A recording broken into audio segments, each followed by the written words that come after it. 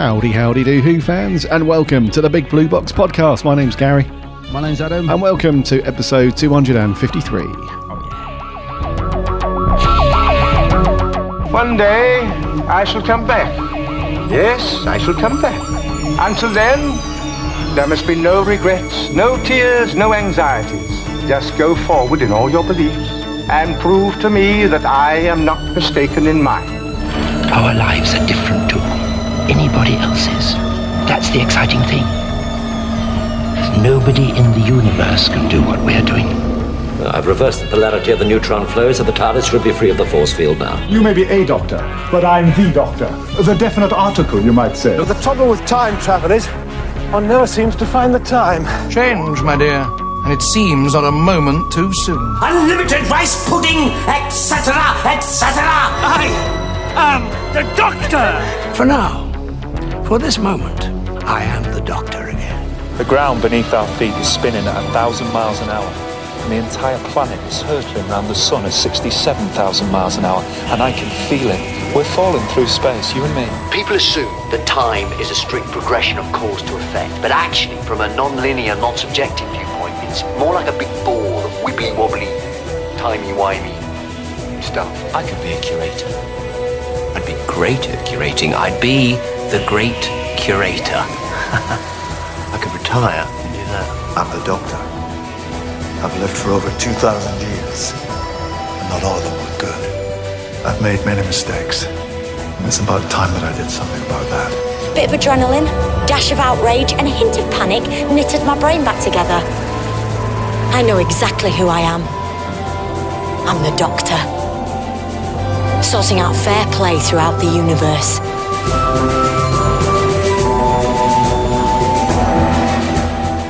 Howdy, howdy do, Who fans. Welcome to the Big Blue Box podcast. Hope you've all had a cracking week and that you've all managed to do something Doctor Who related. Yeah. Well, I hope you've had a cracking weekend as opposed to a week, because we're recording very early this week. Yeah, this is strange. I don't think we've ever recorded on a Monday before. Could be wrong. No, we haven't. This is the first time ever. Which is kind of good, actually. With Doctor Who being on a Sunday now, it kind of feels like, especially after this particular episode we've just had, this feels quite good, actually. It's like, yeah, got a few things to say. Have indeedy, yes. So Adam and I are busy for the rest of the week, hence the Monday recording. So it is good in a way, because we've seen the episode a couple of times directly after broadcast. So it's fresh in the old memory.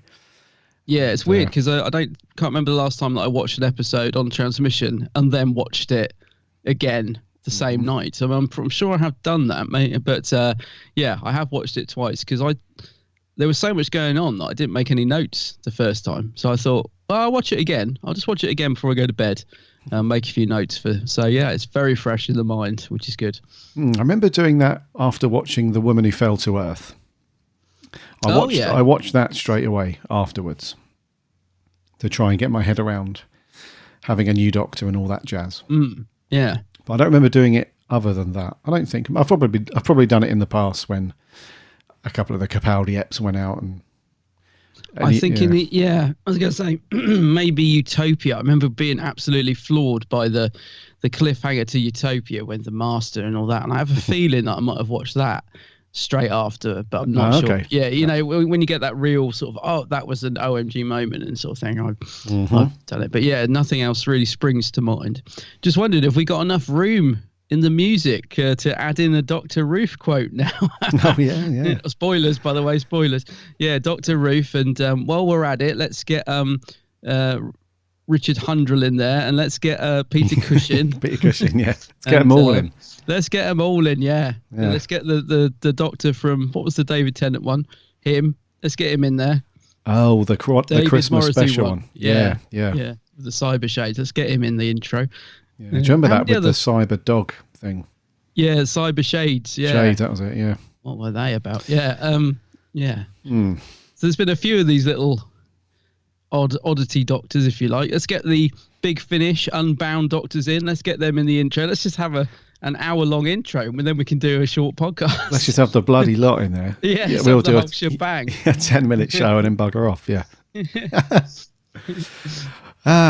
So we've got loads to talk about in this week's review. This episode was a bit of a mind melter. Lots going on, so we've got loads of stuff to talk about when we get onto our review. We haven't got any news. I think that's a combination of there is just very little news in general at the moment for Who, plus the fact we only, our last show went out on Friday, so it's only been the weekend really, so not much time for that to accumulate. We have got a couple of pieces of merch to go through, so we'll get onto that in a second. Before we do, as I said, welcome to the Big Blue Box Podcast. Any new listeners, welcome aboard. Long-time listeners, good to have you back.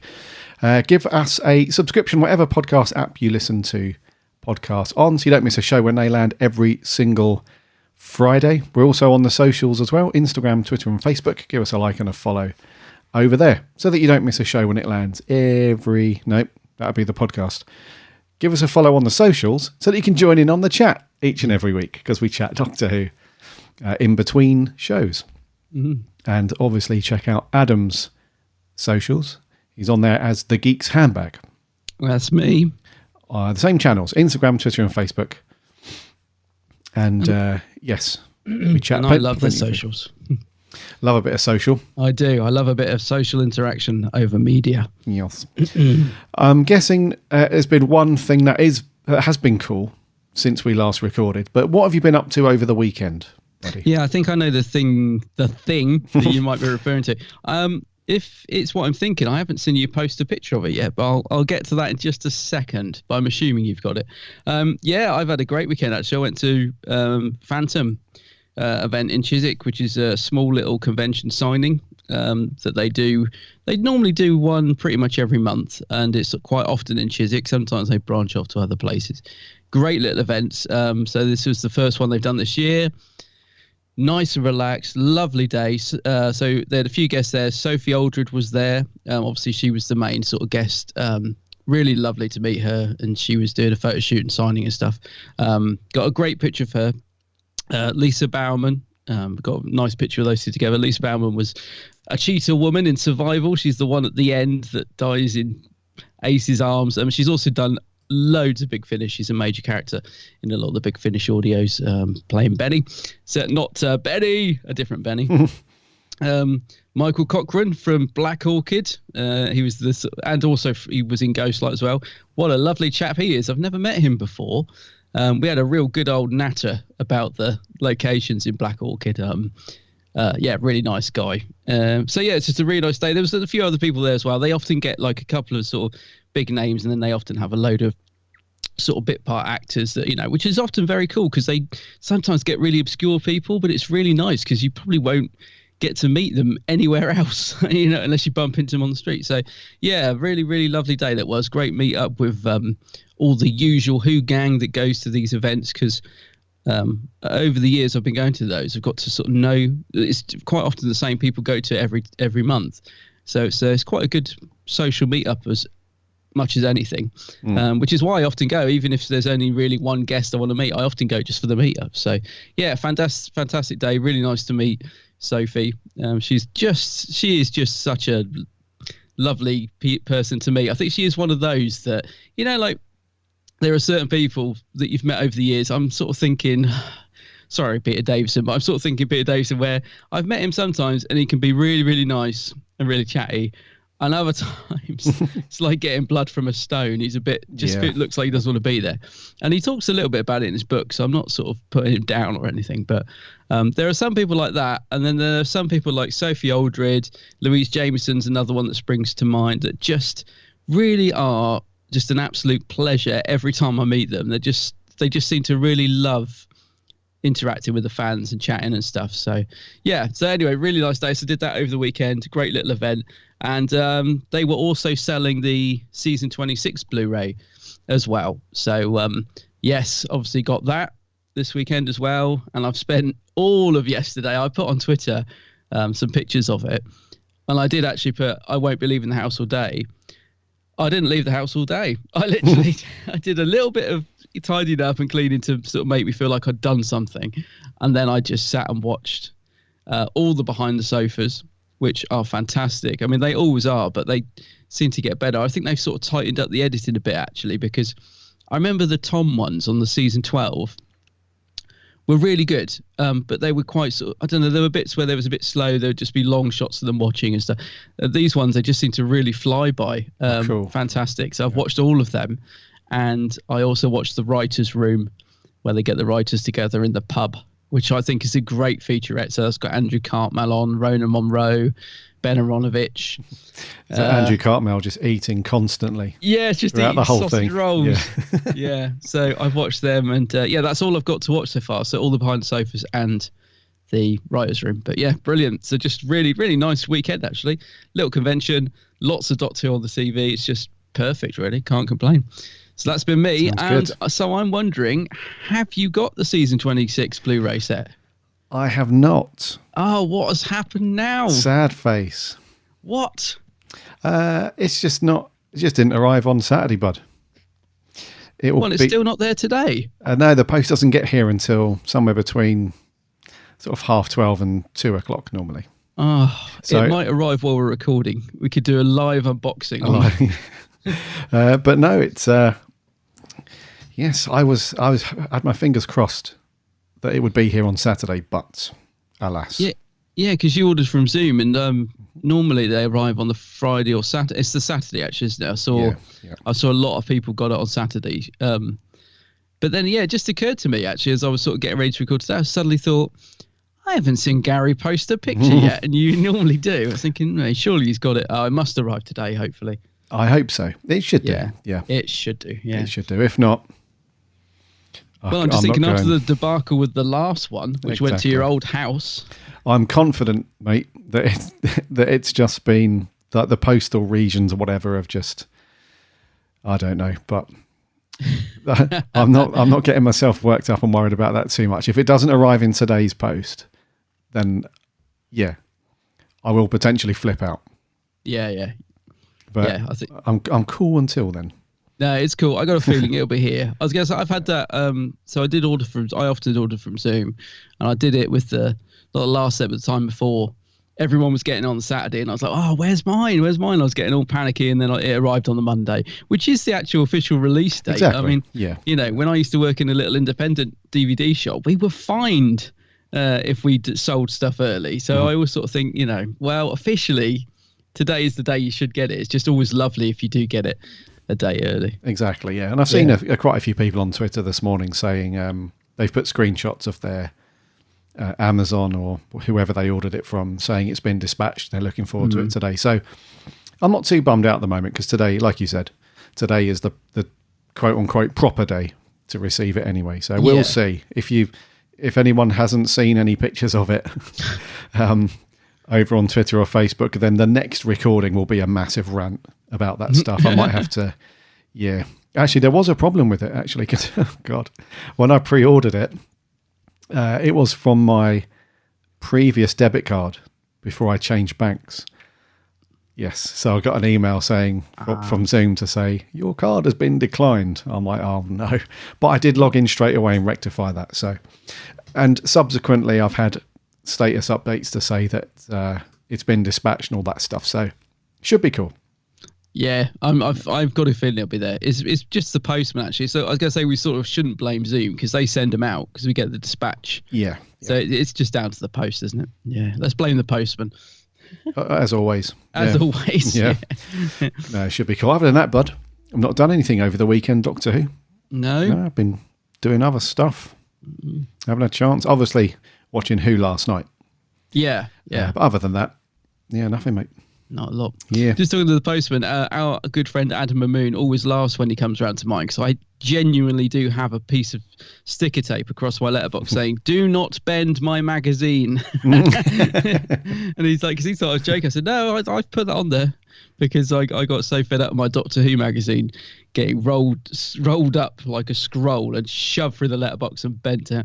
So I do actually have a stick on there. My poster's actually really nice. I think it's just when he goes on holiday or whatever, we get a different postman or postwoman, as it was last time, the one I chased down the road. So it's just there in case he's not around. The old posties. Yeah. Indeed. Rightio. Like I said earlier, we have no news to go through. If anything big lands, by the way, then I'll do a very short show and pop it out immediately, because I'm aware that we've got a whole week to go before this is going to go out. True. But for now, it's fairly desolate. But we do have a couple of pieces of merch to talk through. So shall we do that? Okay. Merch corner. Merch corner.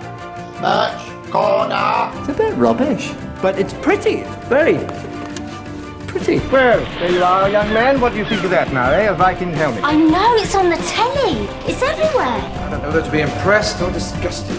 I work in a shop now, here to help. A Viking helmet. Wouldn't it be great if we had a Viking helmet one week? Yeah. Imagine Dalek Tap rolling in wearing it. And it falls off and breaks. Yeah. That's bound to happen. Yeah. The Sycorax, dude. I love a Sycorax. Don't we all? Yeah. Especially on a Monday. Surprised they haven't come back, Genuinely surprised we've not seen them again. They were great. You think so? Yeah. I like the idea. I like the whole bloodline thing and all that, yeah. Yeah.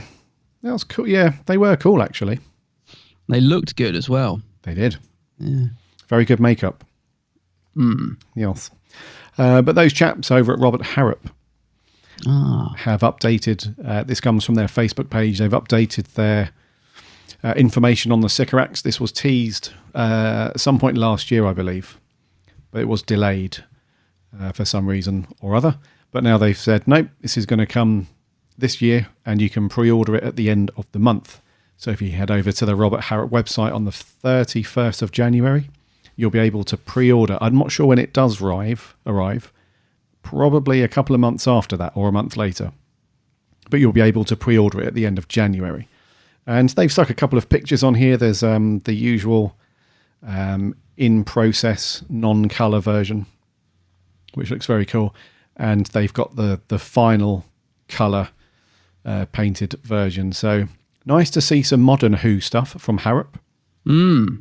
Don't get me wrong, I love the fact that most of their stuff is classic Who. That's great, but it is nice to see the odd thing pop up from newer Doctor Who. Yeah. And on top of that, we also got a very small update that they're still working on the character Gravis from Frontios, which was one of the Tractators. That's it, yeah. Yeah, Tractator. Yeah, so that figure is still coming as well. So it's really very cool that they updated their page to say that. And the Gravis character model's looking very, very cool. It really does, actually. I like the look of both of these. I mean, the Sycorax is limited to 200, so it'll probably sell fairly quick, I would think. I think he looks very good. It's a really nice mould. The painting on him is great, like the really vivid paint apps on him looks fantastic. But yeah, for me, the Tractator figure, genuinely cannot wait for that to be released. I just think they're such a weird design. Just so glad that they've done a figure of it. I think that's going to look awesome. But I'm very worried about those antennae things on its head, because they just look like the sort of thing that when you take out the box, they have arrived broken off. They look, I don't know, I hope they're nice and strong. Do you know what I mean? You would hope so. They look a little bit, a little bit delicate, but he looks amazing. I mean, this is them working on the figure, not even the finished article, but man, that looks good. It does. They're a very unique design. I mean, I know all of the monsters from Who are unique, but this, but Gravis is a very, it's kind of got fishy kind of eyes, but then he's got big plates, like a giant, I don't know, giant snail or something with big plates on, but also got these big bug-like ant sort of antennas. And look at his little useless hands. His little T-Rex hands, yeah. They were great. That's a story I haven't watched for a long time, actually. Frontios. Yeah, I haven't watched that for years. No, I think Harrop, they put a lovely update out on their Facebook page just before Christmas, I think, just saying, because the Sycorax was meant to be their Christmas piece. They always release a special for Christmas. They just said, guys, we just want to let you know these aren't going to arrive before Christmas. We really want to get them right. We really want to catch up with all the other stuff we're doing, and we just don't want to rush this stuff.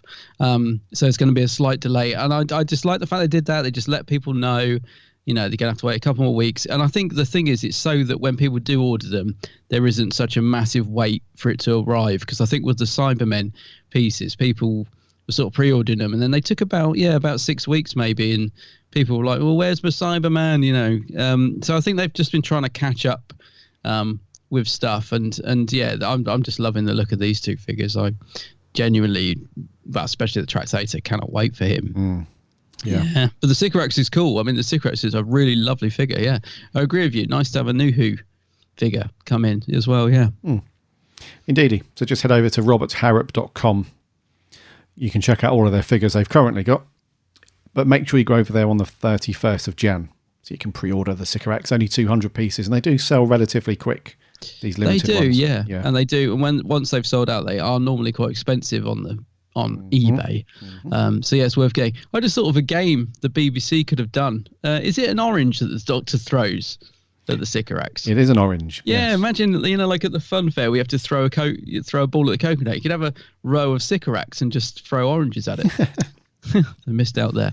Anyway, swiftly moving on from that brilliant Alan Partridge style game that I've just come up with. Big Finish have just announced a new set that's coming out with Caroline Ford called Susan's War, which is also going to feature William Russell as Ian Chesterton. God, I've got his name there. It's Ian Chesterton. So I must admit, this all ties in with the Time War stuff, which I'm getting a little bit bored of. I'll be honest with you. Remember when the Time War was first mentioned? It was a real cool thing because we didn't know a lot about it. Then we got sort of little dribs and drabs and certain things tied into it. Now I feel like it's just been way oversaturated. But having said that, I really do like the sound of this particular one. So I probably will get this. I mean, I've always just really liked the character of Susan because she's from the very beginning, I think, that original TARDIS team. I love it. So to have her and Ian back, I am going to get this. And I think it will be a cool setup, actually. So it says, Gallifrey needs every Time Lord to fight the Time War. A summons has been issued across the universe to its prodigals.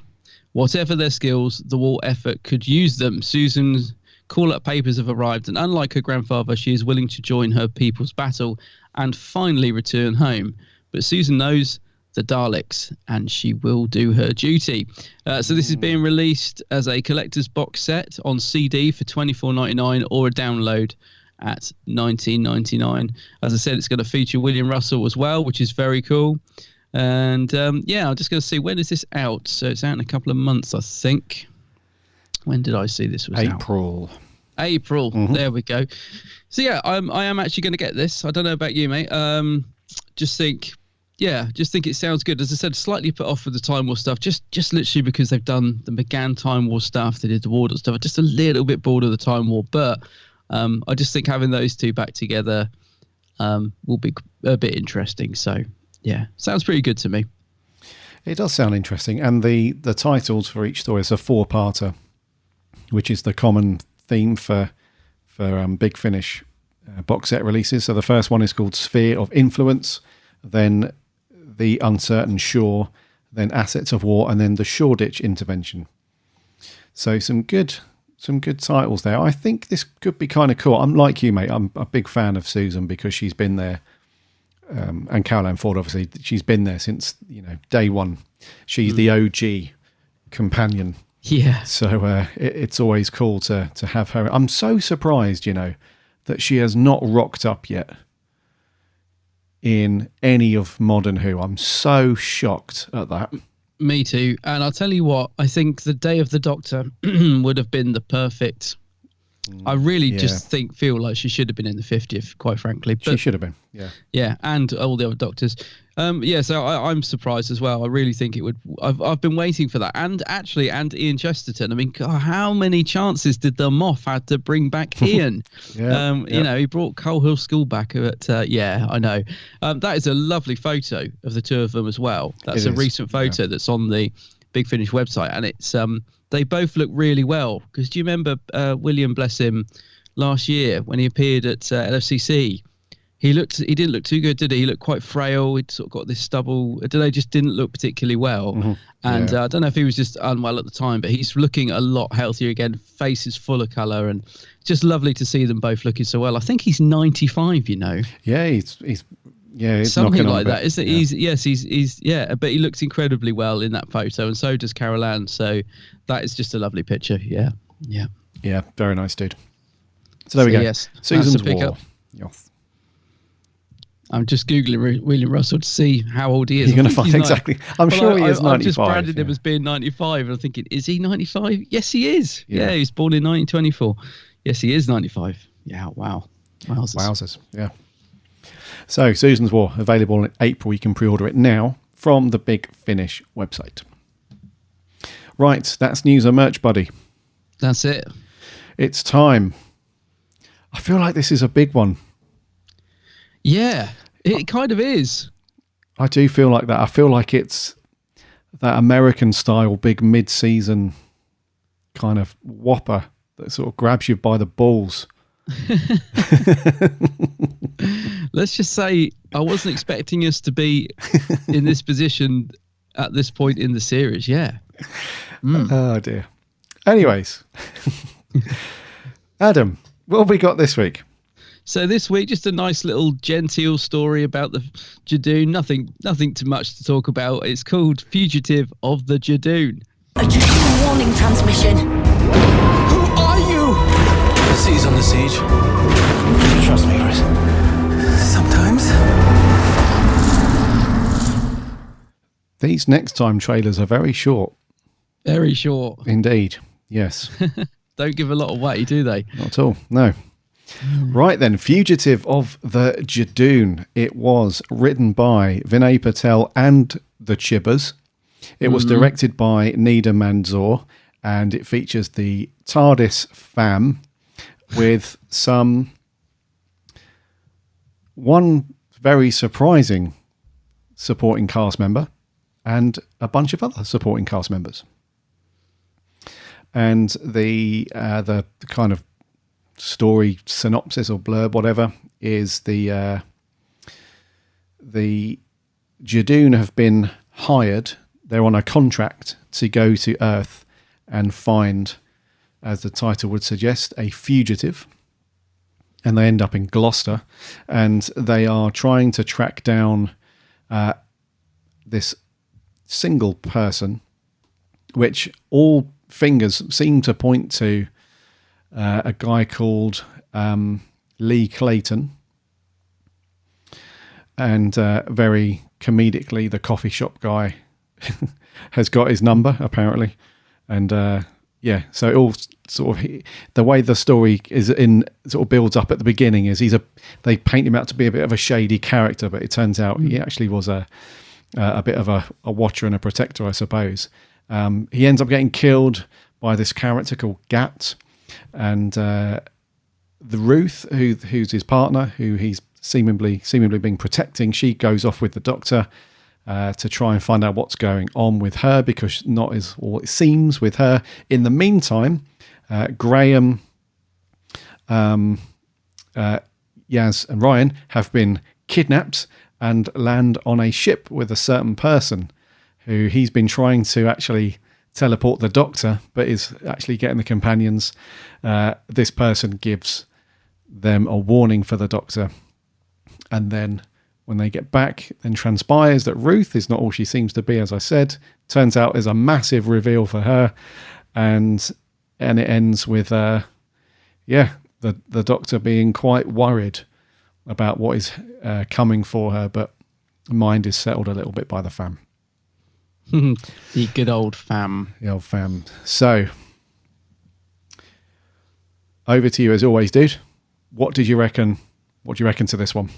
Yeah, well, this is quite a mind blow, isn't it? I really was just expecting a nice little genteel story. I thought, it's going to be the Judoon. So I was expecting a sort of light-hearted, fun episode, to be honest. I thought, it's just going to be one of those, isn't it? Judoon, bit of fun.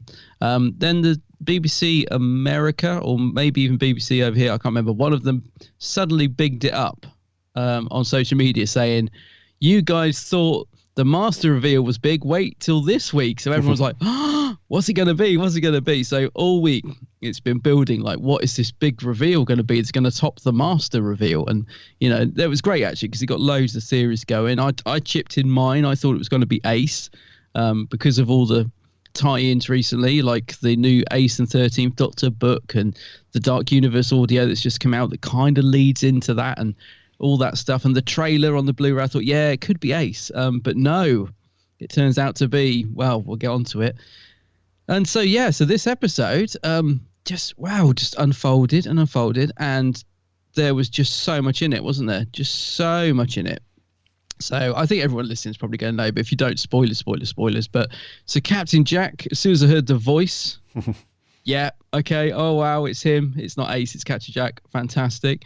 And then this whole new Doctor reveal as well kind of blew my mind. I was like, what the hell? I really thought she was going to turn out to be the Rani. Right. Really thought that. But no, she turns out to be a Doctor. We don't know where, we don't know what. And then this lone Cyberman thing as well. So it's like, wow, all this stuff in this episode that I just thought was going to be like a nice little mid-season romp turned out to be a real big, you know, game changer, a mid-season game changer, proper mid-season game changer. And I absolutely loved it from start to finish. I loved it. I really got engrossed in it. I thought the characters were fun. The twists and turns kept coming. And I didn't see any of it coming at all. And I did wonder, because I thought, right, I need to give that another watch before we record. I wonder if it'll still have that impact on the second watch, because sometimes when you get an episode like that, it's like bam, bam, bam, wow, wow, wow. And then you kind of know what's coming the second time. So I thought, it might not be as good. So I watched it and it was just as good. And actually, I noticed more the second time around, because you know what certain characters turn out to be. You suddenly start picking up on things. So I thought it was great, a real surprise. I mean, you know, they managed to keep all this under wraps, which is brilliant, but it was just, it kept me guessing all the way through. So I thought it was, you know, a really well written story. I mean, it seemed like they were really going for the sort of surprise element, because, you know, even people dying, like poor old All Ears Alan. I was thinking, oh, he's such a they're not going to kill it. Oh my God, he's gone. You know what I mean? And then it was just, there was no messing around in this episode. It was just bam, bam, bam, action, action, action, one thing after the other. And yeah, I think you can tell. I really enjoyed it. I thought it's really good. Yes, a lot of fan service. Yes, I do appreciate that. There was a lot of fan service this episode, but I don't mind. I thought it was great. So yeah, it gets a massive thumbs up from me this week. What about you? I'm going to say that, unlike you and a lot of Twitter, I wasn't really taken much with it, mate. Are you serious? I don't believe you. No. Yeah, I could tell. Dude, just when we thought... So last week, when we reviewed Nikola Tesla's Night of Terror, you and I both said it was a good episode, very enjoyable. But there was just something missing. There's like we couldn't put our finger on it. Something missing that we didn't elevate it to like a brilliant story. Yeah. And then this week comes along, and it's just, it felt to me, I'll be honest with you, mate, when it finished, I had such a massive smile on my face. And the first thing that came into my head was, This feels like the RTD kind of good times Doctor Who again. It really did, actually. What was that one we reviewed quite recently where we said, it led the next time training, and we were saying about that sort of glow we got from getting to that sort of type of story, and we were saying we don't really get that anymore.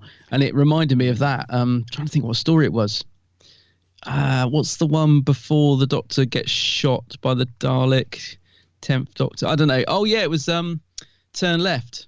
When we reviewed Turn Left, we said about how that was just such an amazing episode, and at the end of it, the next time trailer just left us absolutely like on the edge of our seats. And we were saying we just don't really get that type of story now. It's taken, the show's evolved into something else. Yeah. You know, not better or worse, but it's different, a different feel.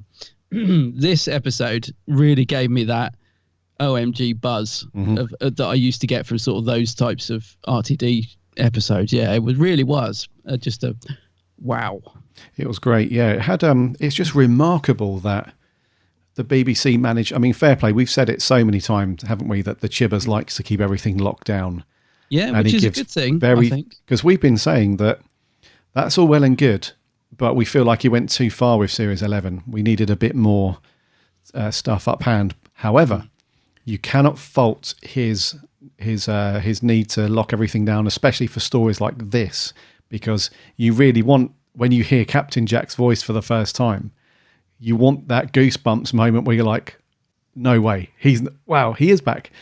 And then the whole character of Ruth becoming the Doctor and having another person from Gallifrey, just in the story, like nothing's happened at all. She's from Gallifrey and there's everything. It was just how they managed to cleverly write this and direct it and get it all well done in the space of time they had. Because I would imagine if on paper, just the sheer amount of stuff that's happening in this story, you would think, oh, Chibs, Mucker, we're going to struggle with this in one episode. Surely this is this is the 2-part finale. Yeah, we're going to end on a massive cliffhanger of this other Doctor. Surely this is like finale status 2-parter. And he's like, no. But there's better stuff to come. This is just the mid-series thing. So, like, crikey, I still cannot believe that we've had an episode like this just plonked casually in the middle. No build up, nothing spoiled, just plonked in the middle of Series 12. And it's just like you, mate. Massive thumbs up. I absolutely loved this episode. And for me, this is a lot of firsts for me. The first episode where I truly thought from start to finish that Jodie is the Doctor without a shadow of a doubt. We've been saying, haven't we, that yes, she's been better this series, but she's still having to deal with this awkward bit of writing now and then where she has to deal with techie dialogue and exposition and I don't know. But dude, this one, she knocked it out the park on this one. Absolutely, yeah, totally agree with that. The first time that first time that we've seen another. We'll come on to it. I'm just going to tease it. Another TARDIS interior that's not the Doctor's. We'll come on to that. The first time we've seen Captain Jack back, what is it, 10 years? The first time that we've had, like I said, another person from Gallifrey just there, outside of what happened on Gallifrey in the previous season. So we had that whole, let's save Gallifrey, let's freeze it in time. To try and save it. So we had all those people like Rassilon, all those people there. This is the first time we've actually seen someone who's blissfully unaware of what the Doctor's experienced through the Time War and Gallifrey and stuff. So loads of firsts, loads of really cool stuff. And a tiny bit fan servicey, but don't really care about that, mate. It was just so enjoyable. You just, whatever. Yeah. It felt like, it kind of felt like it sort of rooted the show back into, being sort of Doctor Who, and I don't mean that as a negative thing. I'm all for sort of trying to make it fresh and bring on new people, and all that Chibnall tried to do with Series 11. I'm all for that. He's tried to do something new, but this sort of grounded it back. Sort of, I don't think there's anything wrong with having an episode for fans. If you get great, do the standalone, do the bringing on new people, but I don't think there's anything wrong with having an episode like this, especially in the middle of a series, just to really root it back to being Doctor Who. And this one's for you guys. And there was a lot of fan service, but for me, it worked. It wasn't like Hell Bent, where it all just felt a little bit clunky and shoehorned in and stuff. I mean, it really flowed for me, this episode. As I said, from start to finish, even watching it again last night, I'm going to say it had the RTD feel. That's not trying to say like, RTD is the god, but, it just had that nice, easy flow episode feel that I don't think we've had for a while. There weren't bits in it where, like in Resolution, the Dalek story, which had great moments, and then it would suddenly ground to a halt and we'd be in a cafe with Ryan and his dad, and you'd be like, oh, what is going on with the pace of this episode? This didn't have any of that. It started off all light and fluffy, some lovely humour with Ruth trying to, give her flyers out, and the music, and we're in Gloucester, lovely location. Just everything about it, the whole feel just flowed really nicely to then the Judoon arriving and it's all kicking off, and then this reveal and the TARDIS being unearthed, and it just got better and better. And it just, as I said, the flow and pace of the episode was just what I just think is just spot on. Like I said, a bit like that RTD feel of just absolutely getting it right in terms of the pacing, the storytelling, the characters all sort of working. Like I cared about the characters. That's something that's been missing a little bit. Even old all ears Alan. He was quite sort of likable, wasn't he? He was sort of trying to, badmouth poor old Lee with this folder that he's collected on him. And do you know what I mean? It's like just nice characters again. It just, it all really worked for me. I was thinking, this is more like it. This is good. You're kind of hitting every note at the minute. This is good. Yeah, no, I completely agree. That's what I mean when I say, I think a lot of people, I saw a few people mention this on Twitter last night after it went out. And I'm sure it will resonate with a lot of people that are big fans of the RTD stuff. It felt like that because for that very reason. The characters were very well written. You connected with them immediately. Yeah. It was a shame that we didn't see more of Lee because, like I said, we all made him out to be the villain early on. And they did that very well with Alan, who, got his dossier together. I think he had a bit of a thing for Ruth, didn't he? So he basically saying to her that you can do a lot better than this guy. And he even wrote it on a cake. Exactly, yeah. So the characters within the story and us as viewers very much felt like, Lee's this bad guy. But it turns out, we find out later on in the story that he was actually the Doctor's protector. Looking out for her. So he had a bit of a bum rap, really. And but the thing is, it was so cleverly written that you initially thought that, because he kind of owns up to it a little bit to begin with, and he's like, okay, you need to get out of it. You need to get Ruth. You need to get out of it. I'll handle the Judoon, knowing full well that he was probably going to die. And but he kind of sacrificed himself for. Now I don't know how to mention this throughout the rest of this review, whether to keep saying quote unquote the Doctor, or just the Doctor. We'll have to discuss this a bit more in a minute. But he knew he was going to die, and he sacrificed himself for the Doctor. So. Yeah, I'd like to have seen a bit more. But then again, I think it worked like that because it really gave you a sense of, right, the Judoon are not messing around. And, and also the character who hired them, this Gallifreyan called Gat, she's clearly not messing around either. And I think that's been some of the issue with some of the Chibbers era stories where the aliens have not really been that, they haven't really tested the Doctor that much. They've not been that threatening, really. And they've, quite a few stories they've either just been let go, the Doctor's let them get away, or they've not really tested her. So it was good to see a good character and a good actor as well. This is not just some throwaway guy who's just come out of drama school. This guy's been in loads of things. Quite a popular actor. Yeah, I recognised him. Yeah. So the fact he was only on screen for a few minutes, is a good thing because, well, it's not a good thing. Like I said, it would be nice to see more, but the fact that he was there and then gone, murdered, really sort of upped the stakes. It was like, holy crap. They weren't messing around. Yeah, exactly. Yeah. So do you think this could have been a two-parter? I mean, that there was an awful lot crammed in to those 45, 50 minutes. And for me, it worked brilliantly. As I said, I thought the pace of the episode was absolutely bang on, but there was so much going on. I was thinking, wow, it could have, I think it's great. It was a one part, actually. I think it's just a real great mid-season episode, but there was definitely enough room, I think, if you wanted to, you could have made this a two-parter. You could have developed the stuff with Lee and Alan and all that sort of thing, and Ruth, dragged out the reveal to the end as the cliffhanger. I could see it being a two-parter, and it almost feels like a build-up to. I think this is, I would hope, leading to a massive finale, because I'm pretty sure we're going to see Captain Jack back because he didn't get to meet Jodie, and surely those two have got to meet before the series finishes. Surely. We've got this lone Cyberman thing that's got to come into fruition. You've got the whole who is the Doctor Ruth. There's a lot of setup in this episode. There's a lot of unanswered questions. So it's not a two-parter, but in a way it does feel like a build-up to something, doesn't it? These questions surely have got to be answered. I hope he's not going to do them off and leave it all hanging until another 3 series. But yeah, well, last week you said to me, did you see that trailer they put out that was promoting the last half of Series 12? Yes. And I said, I did, and it feels like the last half of this series is really going to ramp up and give us some cool stuff, and they did not disappoint. at all. You could see it coming as well, because there's no reason for them to put that trailer out. There's no reason. They've not done that before, have they? They've not done a mid-series trailer, I don't think. They've always just done the big, like 2 or 3 at the beginning before the new trailer starts. Yeah, and then just relied on the next time trailers. I don't think they've ever done a mid-series. This is what you've got to look forward to. I don't think so anyway. So, yeah, I mean, that was great. And then it just feels like everything's slotting into place nicely at the moment. It does, yeah. All the little strands, all the little sort of breadcrumbs that we've been fed so far this series. Yeah, they do. They feel like they're all.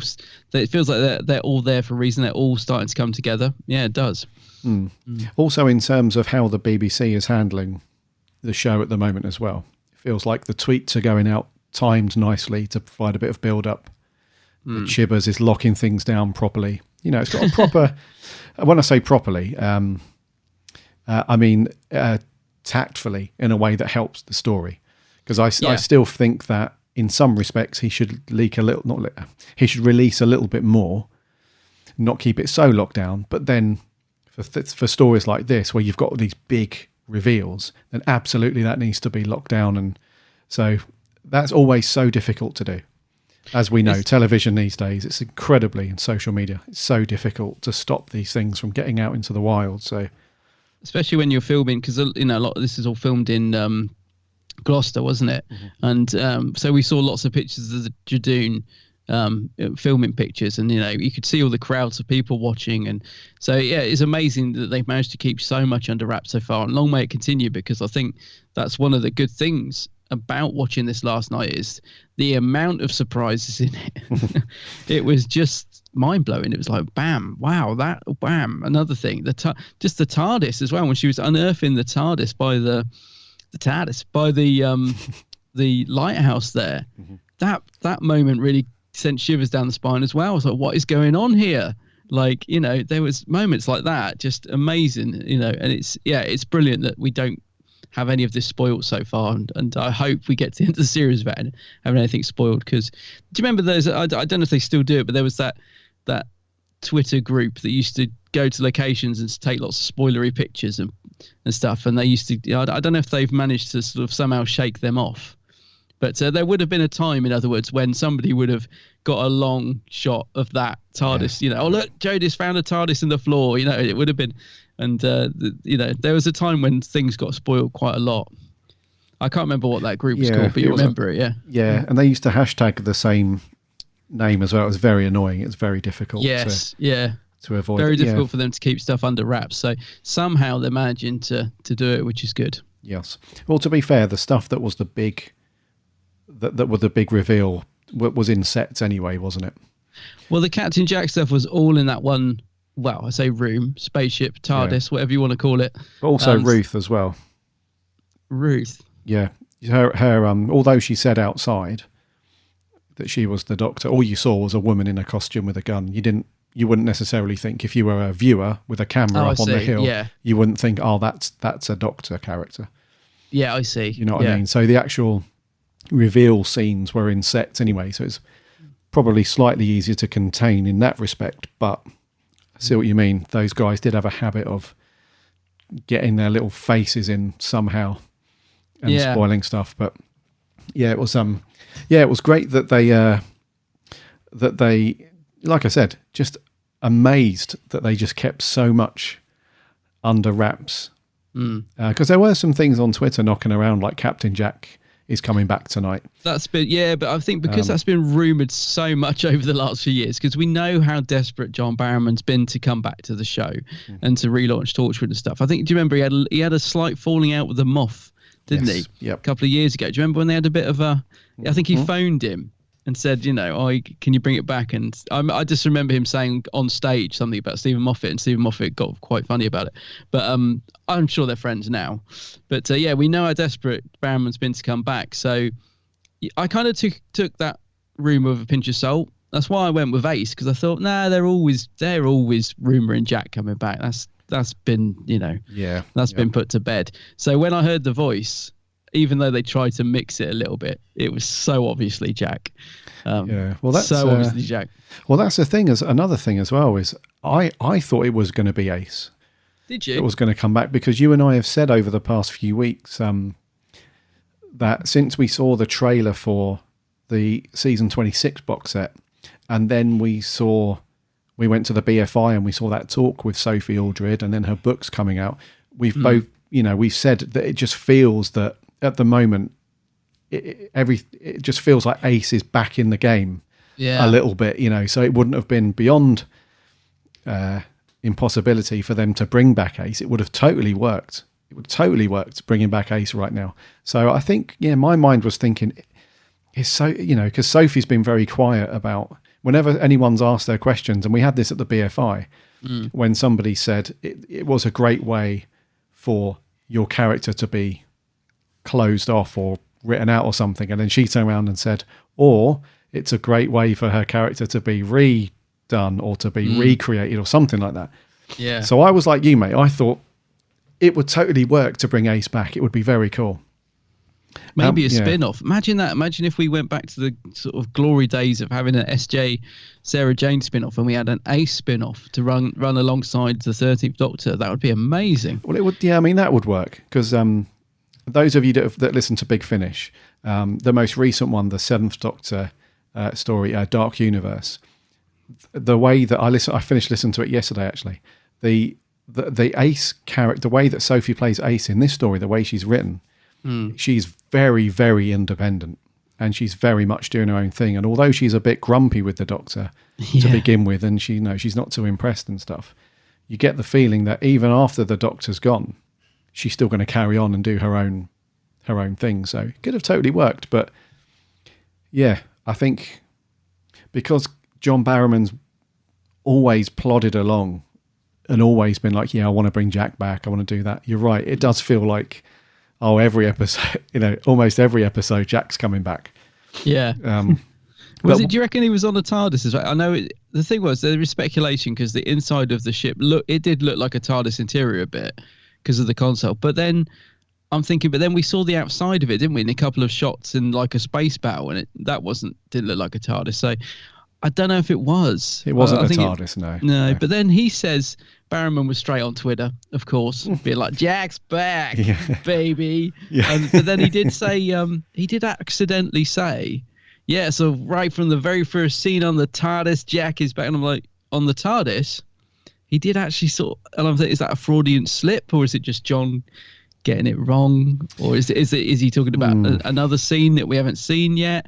Probably just a Freudian slip, but he does say TARDIS on his Twitter feed. But anyway, it did look a bit like a TARDIS. But then compare that to the let's just go there now. Compare that to the absolutely beautiful TARDIS that Ruth had, Dr. Ruth. Now that to me would be the perfect TARDIS interior. It's a very much like the sort of condensed First Doctor TARDIS interior, white walls, roundels, classic console. I think it's one of the best TARDIS interiors we've seen. I was just, my eyes just have never been so wide as when that hit the screen last night. It was beautiful. It was even better than what we saw in, was it Hellbent, when they put together quite a nice... They did, Hellbent. Yeah, I mean, I know in Invention in Space of Time, it's probably the best it's ever looked. That was beautiful. But in terms of sort of Doctor Who stories, I think that TARDIS interior was stunning. Imagine if we had that all the time. And the exterior, the box, which looked a little bit like it looked a little bit like the First Doctor's TARDIS, didn't it, that we saw in Twice Upon a Time. Yeah. With a massive lamp, I noticed. Yeah. Yeah, I mean, just both inside and out. Just absolutely gorgeous. Oh, mate, I tell you, if I was Jodie walking onto that set, I would have been like, you've got to be kidding me. Yeah, I know. You'd be like, this should be my TARDIS. This is, I mean, that is, if they'd have brought the series back with that's the interior, just amazing. Jodie's interior has grown on me a little bit, but not much. It just feels so awkward. Like, when they're having scenes, like even that very end scene when she sat down talking to the fam and they're like, we're here for you, whatever happens. It still feels so awkward, that set, because they're stood one side. She's got to sit on that thing.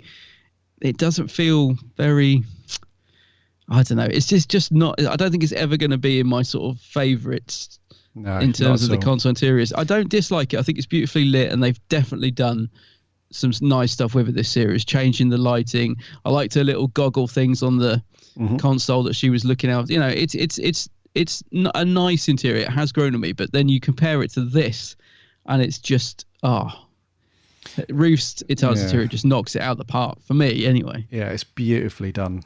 Yeah, it's got that nice mix of classic Who and some modern Who, because it looks like Hartnell's console.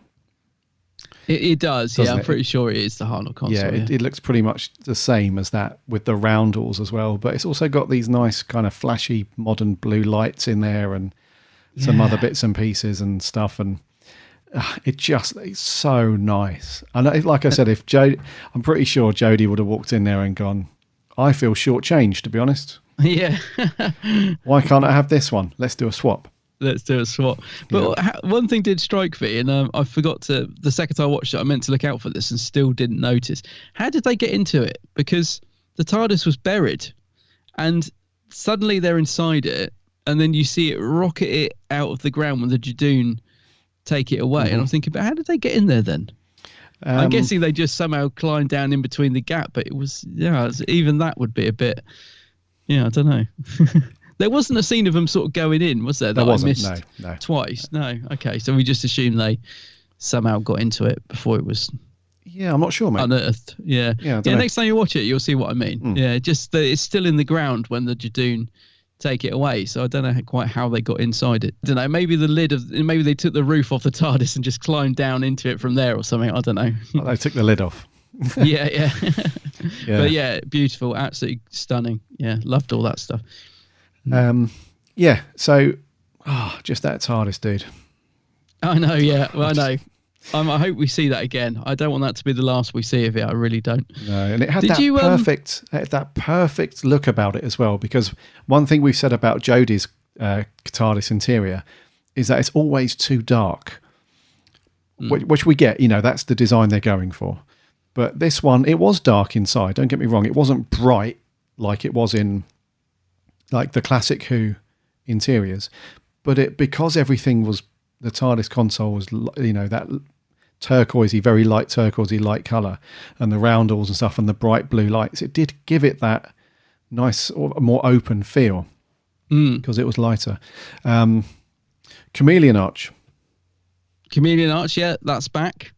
That's the thing. Hey, wasn't that a great idea to have her smash this glass alarm as the like, so it's sort of the similar to the watch. So the Doctor had all his kept in the watch.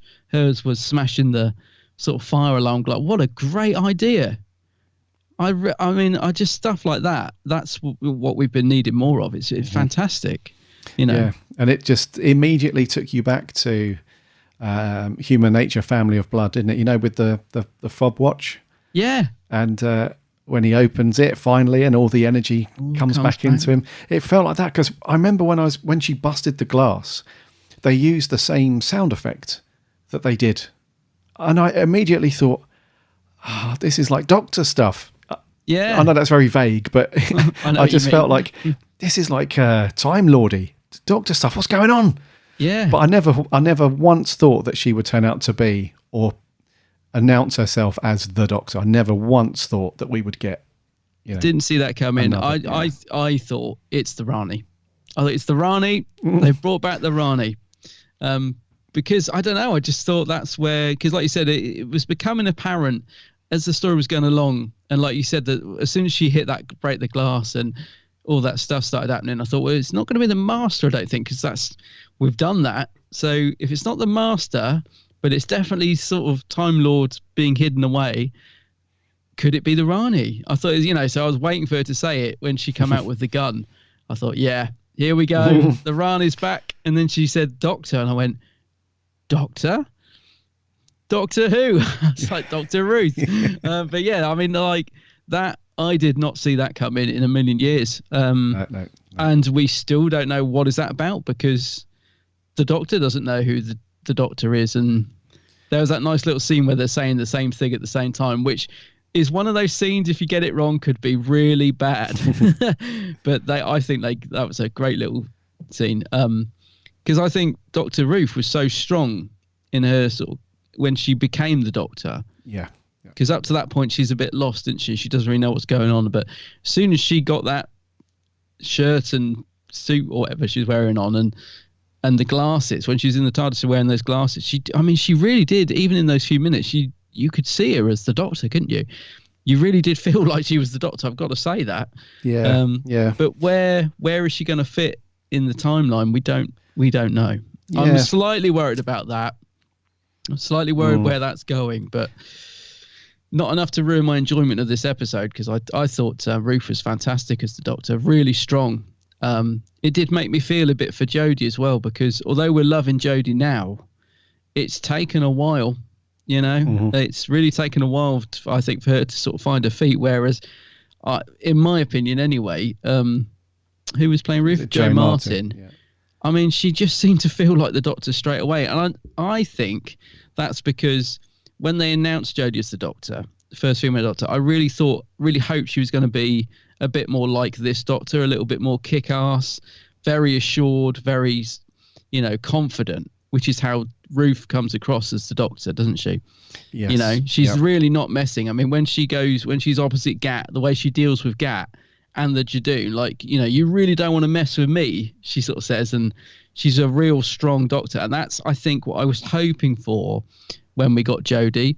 So it's sort of, in a way, she felt like the sort of female Doctor that I really wanted. So I really warmed to her straight away, which is nothing against Jodie, because I am really starting to like Jodie's Doctor now, but the comparison between the two, and they almost point it out in the script, don't they? It almost felt like they were sort of putting Jodie down a little bit, because this Dr. Ruth is so strong and so no nonsense. You really feel like she would shoot you if she needed to. Mm-hmm. And you've got sort of Jodie carrying around looking a bit lost, and I felt a little sorry for her in a way, which I think we're supposed to. But yeah, it did make me think, you're slightly undermining our new Doctor, bringing in this really strong Doctor in a way. It was a bold move, and and as I expected, a lot of people were straight away like, like the Jodie haters were like, she was more like the Doctor in 5 minutes than Jodie's been in 2 series, blah blah blah. And I was like, I mean, I'm not saying I agree with them, but are you kind of feeding that by bringing in this really strong personality as the Doctor, and then making the current Doctor a bit gormless, even though she sort of saved the day in the end. But I don't know, how do you feel about that? Do you think, as much as we're both liking Jodie, that is a strange thing to do, isn't it? Is to bring in this really strong character like that and sort of almost undermine the current Doctor a little bit? Yeah, because Jodie looked lost, didn't she? I mean, I really felt sorry for the Doctor at the end when she comes out. She just looks like she's a bit like the viewer, just a bit like she just doesn't know where to go. She's like, what just happened? So you really feel sorry for the Doctor, Jodie's Doctor, at the end of this. But in terms of the actors and the writing point of view, what do you think about that? Because Dr. Ruth was strong, wasn't she? She was good. She's very strong, and if she was the new Doctor, I'd be happy. Yeah, you would. I mean, it's hard to. I think it's easy to think now. Yes, we've seen this very strong performance from Jo Martin and all that stuff, but I think we'll need to see how this story moves along.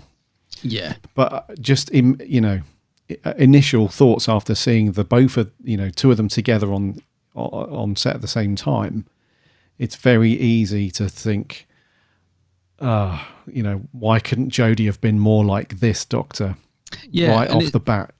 And it's down to personal taste, isn't it? Because that's just what I would have liked as a Doctor. But other people will absolutely love the more zany, carefree Doctor that Jodie is. It's just a personal taste, isn't it? So it reminded me a bit of like if you had the 5th Doctor and the 6th Doctor in a scene together. It's just 2 very different Doctors that everybody will prefer one to the other. It's just a personal, preference, if you like. Yeah. But one thing that was apparent, though, I said this earlier, is that Jodie is the writing is better for her in this series. But in this story in particular, I know that we're saying that the Dr. Ruth character was very strong and stuff. Jodie still had her moments in this one, though. Oh, definitely. And as I said, I'm not saying it to take anything away from Jodie, because she was excellent in this one. Yeah. Yeah, she definitely had a few scenes where she wasn't messing around either. So that the scenes near the beginning where she's dealing with the Judoon, she was very strong when she was talking to the lead Judoon character. He had a name, didn't he, in this one? Did he? It, he, they had a name. Yes, it was. Hold on. The Judoon captain was called Pol Condon, which apparently is a tribute to a Doctor Who fan that passed away recently that was a friend of Chris Chibnall. Yes, that's right. I remember seeing that now. Yeah, yes. His name was Paul Condon. Yes. So they named him Pol Condon as the captain. It is really nice, yeah. Really, really nice, yeah. And we'll come on to the Judoon in a second, but those scenes there where they're ready to set up that, whatever it was, at the flat that Ruth lived in, Jodie's not having any of it. She's like, no, this is not happening. She's laying down the law like, you don't have jurisdiction here and this is not part of blah, blah, blah. So in those scenes, she was really good. And also the scenes where she's later on when the Judoon are there and Gat's there and the Ruth character has said, look, whatever you do, don't say that you're the Doctor as well. Let me do the talking. Let me handle it. But then literally within 30 seconds, Jodie's like, no, I'm not having this. Yeah. She sort of steps up. Yeah. So it's great because I think Jodie needed that. I think her character needed another strong character for her to then just step her game up a bit more as well. Because I think the only people that she's kind of faced off against haven't been the strongest of villains for her. And then the companions, although they've been a little bit more feistier this season, especially this one at the end as well, when Yaz is like, don't talk to him like that. Yeah, I know. Yaz getting a bit of answering back. So I think the companions, they've been a little bit more, they've had a bit more bite to them as well. But those things haven't been enough for Jodie to be like, right, I've really got to, get the show rocking and rolling. And I think it was somebody like Jo Martin beside her. I think that was needed to then make her performance give it a lot more gravitas. Because she did light up most of the scenes that she was in. She was great. Yeah, she was good this series. Yeah, I just this episode. Sorry, not series. What? Just before we move off Dr. Ruth, though, what are your theories? Is because I can't help but think. I mean, I think she's going to tie into the Timeless Child. I think that's almost inevitable, surely. And I'm wondering if she is the Timeless Child, because we got that quick flashback, didn't we, of the kid? And I'm thinking, is that kid her then? So I don't know. Where do you reckon we're going with this? Or is she an unbound Doctor from an alternative universe? What is she? What do you reckon? Yeah, or is she the dreaded rumor of an incarnation before William Hartnell? I mean, that I wouldn't like to see. I've got to be honest. I think William Hartnell should always be the first Doctor. But of course. Yeah. Where do you reckon Ruth fits in then? Yeah, so I've got an alternate theory here, dude. Oh, good. So right, do you like an alternative theory? Right at the beginning, when we reviewed Spyfall, we asked each other the same question: what is this Timeless Child thing? And my answer to you was, I think this has got something to do with Rassilon. I think, and we had a discussion about that. I've changed my mind since then, and I think that the Doctor is the Timeless Child. Doctor's Doctor. Yeah, and the reason I say that is because I think that she is I think that one of two things. This Doctor is alive and well through like infinite parallel universes. And I think somehow, I don't know how, it might be explained, but somehow she's able to exist as one character. Because if you think about the theory of multiple universes, everybody is a different type of character across each universe, I suppose. Yeah. Whereas I think that the Doctor is just constant throughout each thing. So it's the same person, the same character running through all these different universes. That's my first thing. Or the other thing is that when at some point in the Doctor's life or journey, something happens and she gets reborn. And then as she's going through her incarnations, it's like a different story and stuff. So I think that lends itself very well to the timeless child, where at some point in her life, whether she naturally dies or their character is a certain event in her time stream or journey, something resets and she gets reborn, and she's in like an infinite loop. So she's constantly going through her incarnations, and that's the timeless child thing. So I think it's one of those two things. Interesting. Yeah. What about you? And in terms of Ruth, I really hope that they haven't rewritten the history and there is a Doctor before Hartnell. I think for the sake of the history of the show and everything that's grounded from that, has to be Hartnell number one. But what do you think? Yeah, no, I don't think, because that was a rumour that came out before Series 12, and I don't think it could be that, because her TARDIS looks like a TARDIS. I don't know, there's so many things, isn't there? Because it's a bit like, at one point I thought, do you remember ages ago you said how cool it would be if when they did the regeneration, if they brought in the new Doctor mid-season? And I thought, imagine if they've done that. Imagine if Jodie's actually leaving at the end of Series 12 and they've brought in the new Doctor halfway through and this is who she's going to become. I mean, that crossed my mind. But then Jodie, the Doctor says, you're not from my future and you're not from my past. So, it's a real mystery, and I don't know where it's going. I really don't. I don't think it'll be before Hartnell, because her TARDIS already looks like a police box, so it shouldn't be before Hartnell, because, as we know, good old Clara pops up and points the Doctor towards the TARDIS. So I don't know. I don't think it'll be before Hartnell. I hope not. Yeah. No, I hope not. I wouldn't want to see that. I think alternative universe is probably the most likely. Not really sure, but I'm very intrigued by it. Intrigued to see where it goes. But yeah, I just want to see a bit more. I really did like Ruth as the Doctor. I thought she was quite. Yeah, there was definitely more scope there. I'm pretty sure her and Barrowman are going to make another appearance. That is almost a given, I would think. Yeah, I think it was last week, or even the one before that. We were talking about the stories so far for Series 12. And I did say that it would be great if we had a bit more Moff going on in Series 12. Yeah. And right on cue, this feels very... It feels like the look and... the writing and the characters and the feel of the episode felt very RTD. The story arc and the massive, timey-wiminess reveal of it all felt very Moff.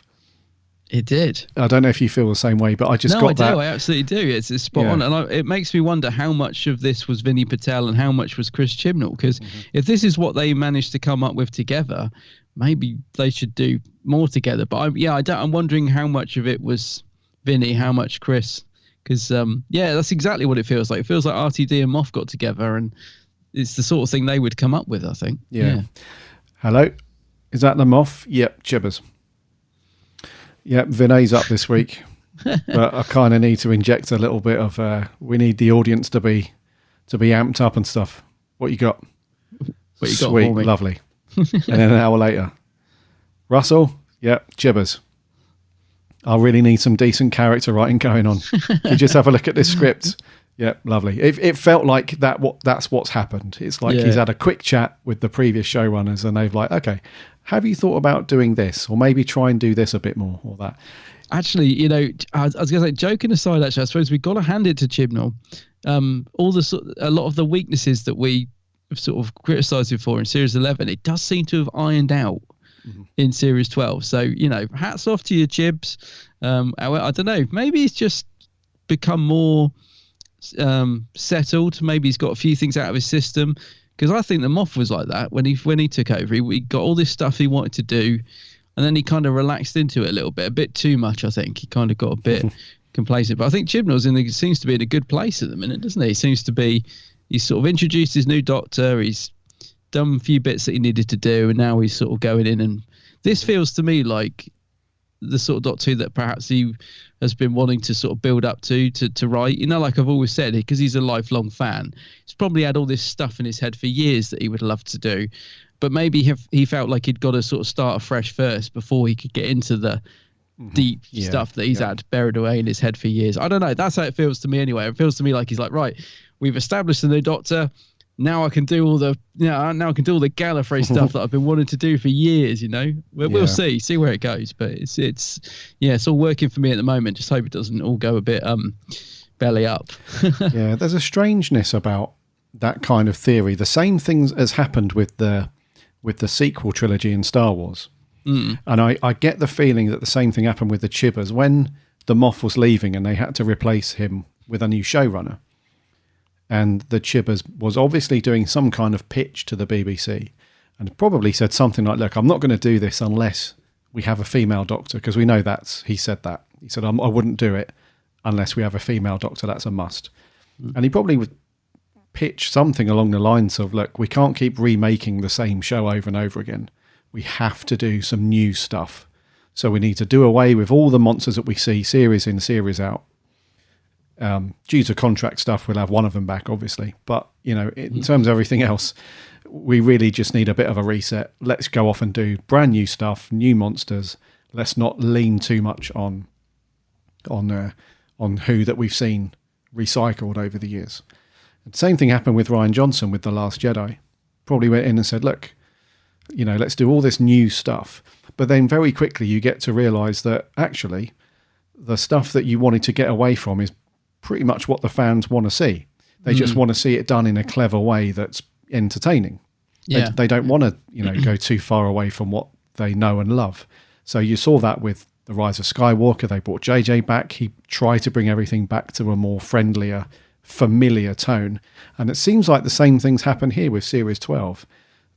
All of the feedback and reviews from Series 11 is like, okay, well, the fans clearly want to see familiar Doctor Who. So now let's start bringing characters back. Let's bring monsters back. So it really feels like Chibbers has listened to not necessarily individual things, because I think that's like, I just can't imagine the Chibbers sitting there looking at Doctor Who forums and Twitter. I don't think he does. I think he said in quite a few interviews that he doesn't read criticism. He's just making what he wants to make in hopes people enjoy it. But that's why I'm wondering if he sort of had this plan all along, or because I think, didn't he, remember when he first took over, like you said, we know that he said he wanted a female Doctor. That was kind of one of the conditions of him taking the job, I think. But didn't he say at the time something like he got this 5-year plan that he pitched to the BBC, and he said to them, he said he didn't think they'd go for it, and he was amazed that they did. I seem to remember something along those lines in one of his early interviews. He's like, I had this idea. I wanted a female Doctor. I had this sort of 5-year plan. I pitched it to the BBC, and to my amazement, they went with it or something. But that is going way back, obviously, to when he was first announced. But I'm sure he said something like that along those lines in an interview. So, it just makes you wonder if that's the case. Maybe he sort of did have this rough plan of sort of, right, I've done the first series, I've made it my own. Now I can bring back a few faves and I can sort of do a bit of that, and who knows where he's going to go from here. But but you can just tell though that when we reviewed Series 11, by the time we got to the end, one of the things that we said was the episodes that were written by Chibbers were dreadful. They were the weakest in my view, And the ones that we got from guest writers or new writers were actually pretty decent. This time round, however, I've really enjoyed the episodes that the Chibbers has written or co-written. There seems to be just a massive 180 on the quality of writing and the storytelling. That I like Spyfall, and now this one. They've been really, really good from the Chibbers. This feels very different to Vinny's Demons of the Punjab ep, that's for sure. I mean, when I spoke to him very briefly at a book launch recently, Vinny Patel, and I did say to him, looking forward to your ep in Series 12, and he's like, it's very different, he said, which is absolutely true. But so I'm wondering, is this does feel more Chibbers to me from sort of what he's been doing, like in terms of Spyfall and all that. So I'm wondering if Vinny was the sort of Judoon side of things, maybe. Possibly, probably. But I don't know if we'll ever know. But did you feel they were used well, or did you think they were a bit sidelined, the Judoon? Sounded like Kermie there. I feel like they were kind of used okay. And the reason I say that is because they obliterated somebody quite early on. Yeah, poor old Alan. Old Alan, yeah. So I thought, yep, these guys they're going to be, no nonsense is going to be cool. But then shortly after, so the build up at the beginning part of it, in the first act, I suppose, when they're threatening to turn on this whatever it was, beam thing at the flat, and the Doctor's trying to, cool them down a bit and stuff. And this is after they've gone into the cafe and killed the dude and stuff.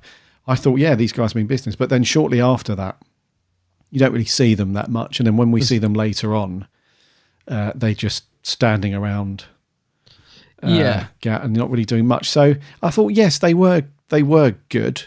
I thought they were good. It's always nice to see some old monsters come back, and they were fairly good, but they've never looked better. I mean, they looked amazing, didn't they? Like the sort of, I don't know if it's a mix of prosthetics and CGI, is it? The way their faces move, I'm not sure, but they looked amazing. The bit when she snapped his horn off made me, yeah. I was a little bit like, wow, that's harsh. And also that bit where she really kicks those Judoon's asses in that church was a great scene. Yeah. My word, Dr. Ruth, didn't she?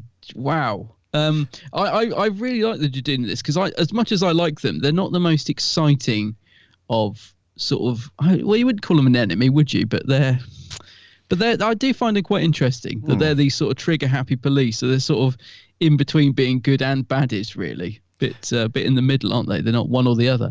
I thought they were great in the first half of this episode. I liked the humour when they threw the sort of ticking clock through the windows, like you have 30 seconds. I thought that was all quite funny. Yeah. I've never known 4 minutes last so long, though. Have you? They managed to get up those stairs, find a box, have a good old chin wag, and it was still had 48 seconds left. But but no, I thought they were pretty decent, and they looked fantastic, and so did Gloucester.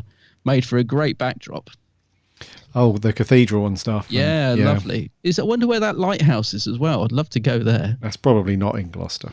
No, I doubt it. No, I'd have to Google that because that looked pretty cool as well. There's a lovely shot as well of Jodie at the top of it when the camera panned up and she's the drone shot when it's going round. Yeah, beautiful. Yeah, really. I mean, the direction in this was great. Who was the director? It was Nida Menzel. Nida Menzel, yeah. Nida's from Genesis Dalek, sorry. Great direction, I thought. Really, as I said, the way it cut and flowed and everything was really good this week. What did she direct before? She did, yes. She's already done one story for Who, hasn't she? Did she do last week's Tesla? Yeah. And while I remember, I thought Segan's music was quite good this week. A bit better this week. Yeah, there's a lot of action music and some nice twinkly music at the start when it was all, we thought we were in for just a nice little Sunday episode with nothing going on. But, I thought Segan was pretty decent this week. Yes. Some good drumming with the Judoons and stuff. Yeah. Yeah. What did you reckon to, I know we mentioned him briefly, but Captain Jack, John Barrowman's performance as Jack, do you reckon it's like as if time's not gone by, or did you think he was different this time round? I thought he was fairly consistent, mate. Yes, I was going to say I thought he was just, I mean, I think the line's quite blurred between Jack and Barrowman anyway. It kind of felt like he'd never been away to me. I think you could just tell that he was loving every single second of every single line that he said. I thought it was fun. I love the fact that when he was all the interplay between the companions, like mistaking Graham for the Doctor and, I like the silver hair and all this sort of stuff. And then he's like, gets Ryan and Yaz up there and he has a bit of a joke with them. Something about, didn't he say something like, I had a dream about this once? Because he makes a joke about so many companions, doesn't he? So, yeah, it was kind of as if he'd never been away. And it just adds that there's a couple of points in this episode where I think the script writers are talking directly at the viewer, which is when Yaz says, he's cheesy, but good cheesy. I think that's how I feel about it. He's like, he's cheesy, but good cheesy. And also I felt like when Ruth was criticising the Doctor's Sonic, she's like, well, why do you need that thing? So I thought, that's kind of a bit of, that's talking to us, the viewer. Because I did think that. I mean, I suppose if I had one minor criticism about this episode, it would be that blimmin' Sonic again. It was used a lot, wasn't it, in this episode? It was kind of used in a good way, though. It's about the only thing I can say. It was just used for readings, and I can sort of accept that. If it's just sort of reading signs, and if it's not opening every door and whatever, then fine. But so I'll let them off. Do you know what I mean? It was used a lot, but it was mainly used for doing the same thing. So fair enough, I suppose. And the psychic paper was back again. But yeah, I was going to say, I think those are the only two little gripes I had with it, really. But yeah, but Dr. Ruth made a comment, didn't she, about the Sonic? She said, why are you using that thing instead of brains or something? I thought, yeah, it was almost as if the writers were sort of talking to themselves when writing this a bit. Yeah, we should get rid of that Sonic. Yeah, but anyway. No, I like Captain Jack. Yeah, lovely, great to have him back. It was nice to see him, and the whole thing of "Did you miss me?" I mean, it's just so Barrowman, isn't it? Of course, yeah, and it was great the way he just planted one on Graham, and that was all funny. And Graham's face was a picture. That was all really good stuff. Really nice humour, and when I think of this episode, I just cannot believe how much they crammed in, and I don't just mean about the reveals. I just means in terms of so many nice scenes and just so many things going on and just so many reveals. It's incredible actually when I think about it. The Nana Jeans were back. The Nana Jeans as well. Yes, crazy. Another one, Nana Jeans. That was great to see. I mean, I was just brilliant. Again, it was another moment where I was like, oh my god, Nana Jeans, brilliant. It was great, yeah. So it was great to see Captain Jack back, and it was also great I think it was good that he didn't meet the Doctor in this episode, because a lot of people said in their thoughts afterwards, it's like, oh no, it's gutted that the Doctor didn't get to meet Captain Jack again. But I think that was good to keep them apart in this one. I'm hoping that he's going to come back. I think he will, yeah. And they will meet, because I kept thinking, I was thinking this whole episode, once he appeared, I thought, oh, right, so this episode, Judoon, Jack's back. I see. This is the big reveal. Fantastic. So we're all leading up to the very last few minutes when Jack's going to meet the Doctor. That's where I thought the episode was going. But oh no, that all gets pushed to the side, and then we get the Doctor reveal, and it's like, what? So there's a lot, I think the Jack and the 13th, they've got to meet, surely, in an upcoming episode. That would be criminal if that didn't happen. But he did say she won't see me for a while. But then I guess that could be in terms of, space and time travel. I was going to say, that's probably not in terms of 7 Earth days broadcast time. That's probably that could just be the next story for all we know. Yeah, that's true, yeah. I imagine in reality it's probably the finale. Hopefully. But it was great to see him back though, and it was great to have him plant the big warning as well about the lone Cyberman. That sounds good. When is the Cyberman ep? It's not next week, is it? I don't know when that dude's popping up. No, I can't remember what episode that is. Sure. I've just had an awesome vision in my mind though of the finale. 13th Doctor, Ruth to her left, Jack to her right, just kicking some Cyberman silver ass. Be awesome. Or something. I don't know. I think there's a potential for a really good final here. It's hard to believe, really, that this is all coming from the same minds that thought Ranskoor of Kolos was a good finale. It's just, I still can't quite get over that as a season finale, but this I'm hoping is going to make up for that. And just quickly, what did you think to the character Gat then? Because this is the whole thing. Because it was really interesting to think that, because at the beginning they said the companion said, you're all chatty and smiley at one point, and then you're off, a million miles away, and you I think that what they're saying is you're being very distant at the minute. What's going on? And she said that she's been off to Gallifrey by herself quite a few times, and then later on in the story, this character Gat is the reveal that she is from Gallifrey, and when the Doctor does the mind transfer thing and shows her vision of Gallifrey, she's like shocked. She's like, this can't be right. So we've obviously got two versions of Gallifrey here. We've got one which has not seen the Time War, which is intact and has Gallifreyans alive and everything. And we've got our Doctor's version, which has been, destroyed and stuff. But the character, the actress name was Ritu Aria. I'm probably saying that wrong. But she was a really interesting little character. And I'm guessing we're going to see her again. I think. Didn't she get no? Because the gun backfired and shot her, didn't it? Oh crap! Sorry. Yeah, she's gone. Yeah, sorry. Yeah, another one gone. There was quite a lot of death in this. Actually, thinking about it. Yeah, Dr. Ruth. Mate. She sabotaged the gun because she knew she was going to try and shoot her. That was right. Sorry. Yeah. But yeah, what I mean is, I'm sure we're going to see Gallifreyans from, because it's very clear that the Judoon and Gat and Dr. Ruth were all from their own timeline, if that makes sense, their own reality. And they've clashed somehow with our doctors and our ones. So, yeah, the whole Gallifrey thing is that's a whole mind melter in itself. But I liked Gat. I thought she was a really interesting character. Like you said, quite a good potential there. Shame she's gone, really. If she has gone, has anyone really gone in Doctor Who? We never know. Clearly not. She could come back in the past, but in our future. But yeah, I thought Gat was cool. I thought it was a good performance from Ritu. Did you say Ritu? Ritu Aria, I think. Yeah, I liked her performance. I like the look of her as well. It was quite interesting. Just makes you think, why didn't the Doctor just do a mind thing with Dr. Ruth? Maybe she could have just got in her head and had a bit of a rummage around to see what was going on. Or was she just a bit scared that Dr. Ruth would slap her? Get off me, girl!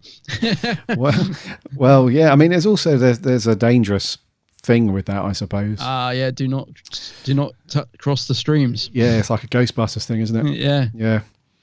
Oh, dude, so much going on in one. I know. In one story, it's crazy. Yeah. So, what did you think? I think we've spoken about Lee, played by Neil Stuke. Quite a short part for a good actor, but. Yeah, he was good though, wasn't he? Really good. It seemed like so obvious that he was the sort of fugitive, but I still bought into it. I was thinking, well, they've set him up as the fugitive, so it can't be him. But then when he was alone with the Judoon and you thought he was going to confess, I thought, oh, well, okay, so he is the fugitive. And then, bam, another twist, he isn't. But yeah, he was good. I thought was a good character. I liked him. All ears Alan, the coffee shop owner, working on his lattes. Bordering on a hammy performance, but I liked him. I thought he was good. Yeah, I was very shocked when he got killed. It's funny because he was one of those sort of weak sort of personalities in his character, but then he gives the old Judoon a bit of a shove. Oh, he's that was so funny. Alan's suddenly found a pair, and he's like, suddenly, I was like, oh dear, this isn't going to end well for Alan. So that was a funny moment, but wow, I didn't expect him to get killed off like that. I was shocking. Yeah. Oh, and poor old Granny with her knitting needle, she got it as well. Yeah, well, you don't mess with the Judoon, mate. I was not expecting poor old Granny to get it. That shocked me as well. I was like, not Granny. Yeah. I don't know what she's called. Granny Morris or something. Can't remember. Marie. I don't know. They did say her name. Anyway, yeah. So those two were fun little side characters that I think we've been sort of missing those. You know, like we've had characters, like I said, like Orphan 55. I didn't really care about any of them, and they were in it for a whole episode. But at least in this story, we got two little very minor characters, Alan and Granny Maurice, I think her name was. And I just, I just was like, oh no, when they got killed. So that was Granny Marcia, maybe. I don't know. Anyway, Marcia, I think. Yeah. Marcia, not Maurice, Marcia. But yeah, they were good. They were good little side characters. They were. Yeah. Michael Begley, who played All Ears Alan, you might have recognised him.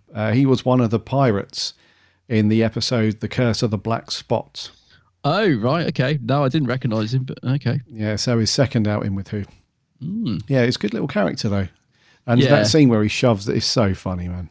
That was good, wasn't it? When he gives he's like, oh, and then he realises what he's done, shoving the Judoon. What made me laugh was the other Judoon, that kind of gasp, like, yeah. Like, what have you done? What have you? Yeah. But the other thing that made me laugh as well was when they're out in the street and old Granny Marcia's not having any of it. They zap her knitting needles away first. Like a warning shot. I've been working on those for 9 weeks. 9 weeks. She's only got a tiny little bit. I know. Yeah, it's brilliant. Oh, that was funny. Yeah, knitting needles were a goner. Yeah. One thing I didn't know. Now, has this actor done this voice before? But apparently Nick Briggs did the voice of the Judoon captain. Yeah, I didn't realise it was him until literally we started recording and I saw the cast list. Has he done the voice of those before? Don't know. I thought he was normally Cybermen and Daleks, but yeah. He may have done that before. I was surprised. I didn't realise it was him. I was surprised it was him. So, yeah. That was interesting. I'm sure someone else has done. I didn't think it was him before, but I could be wrong. Let me look at that.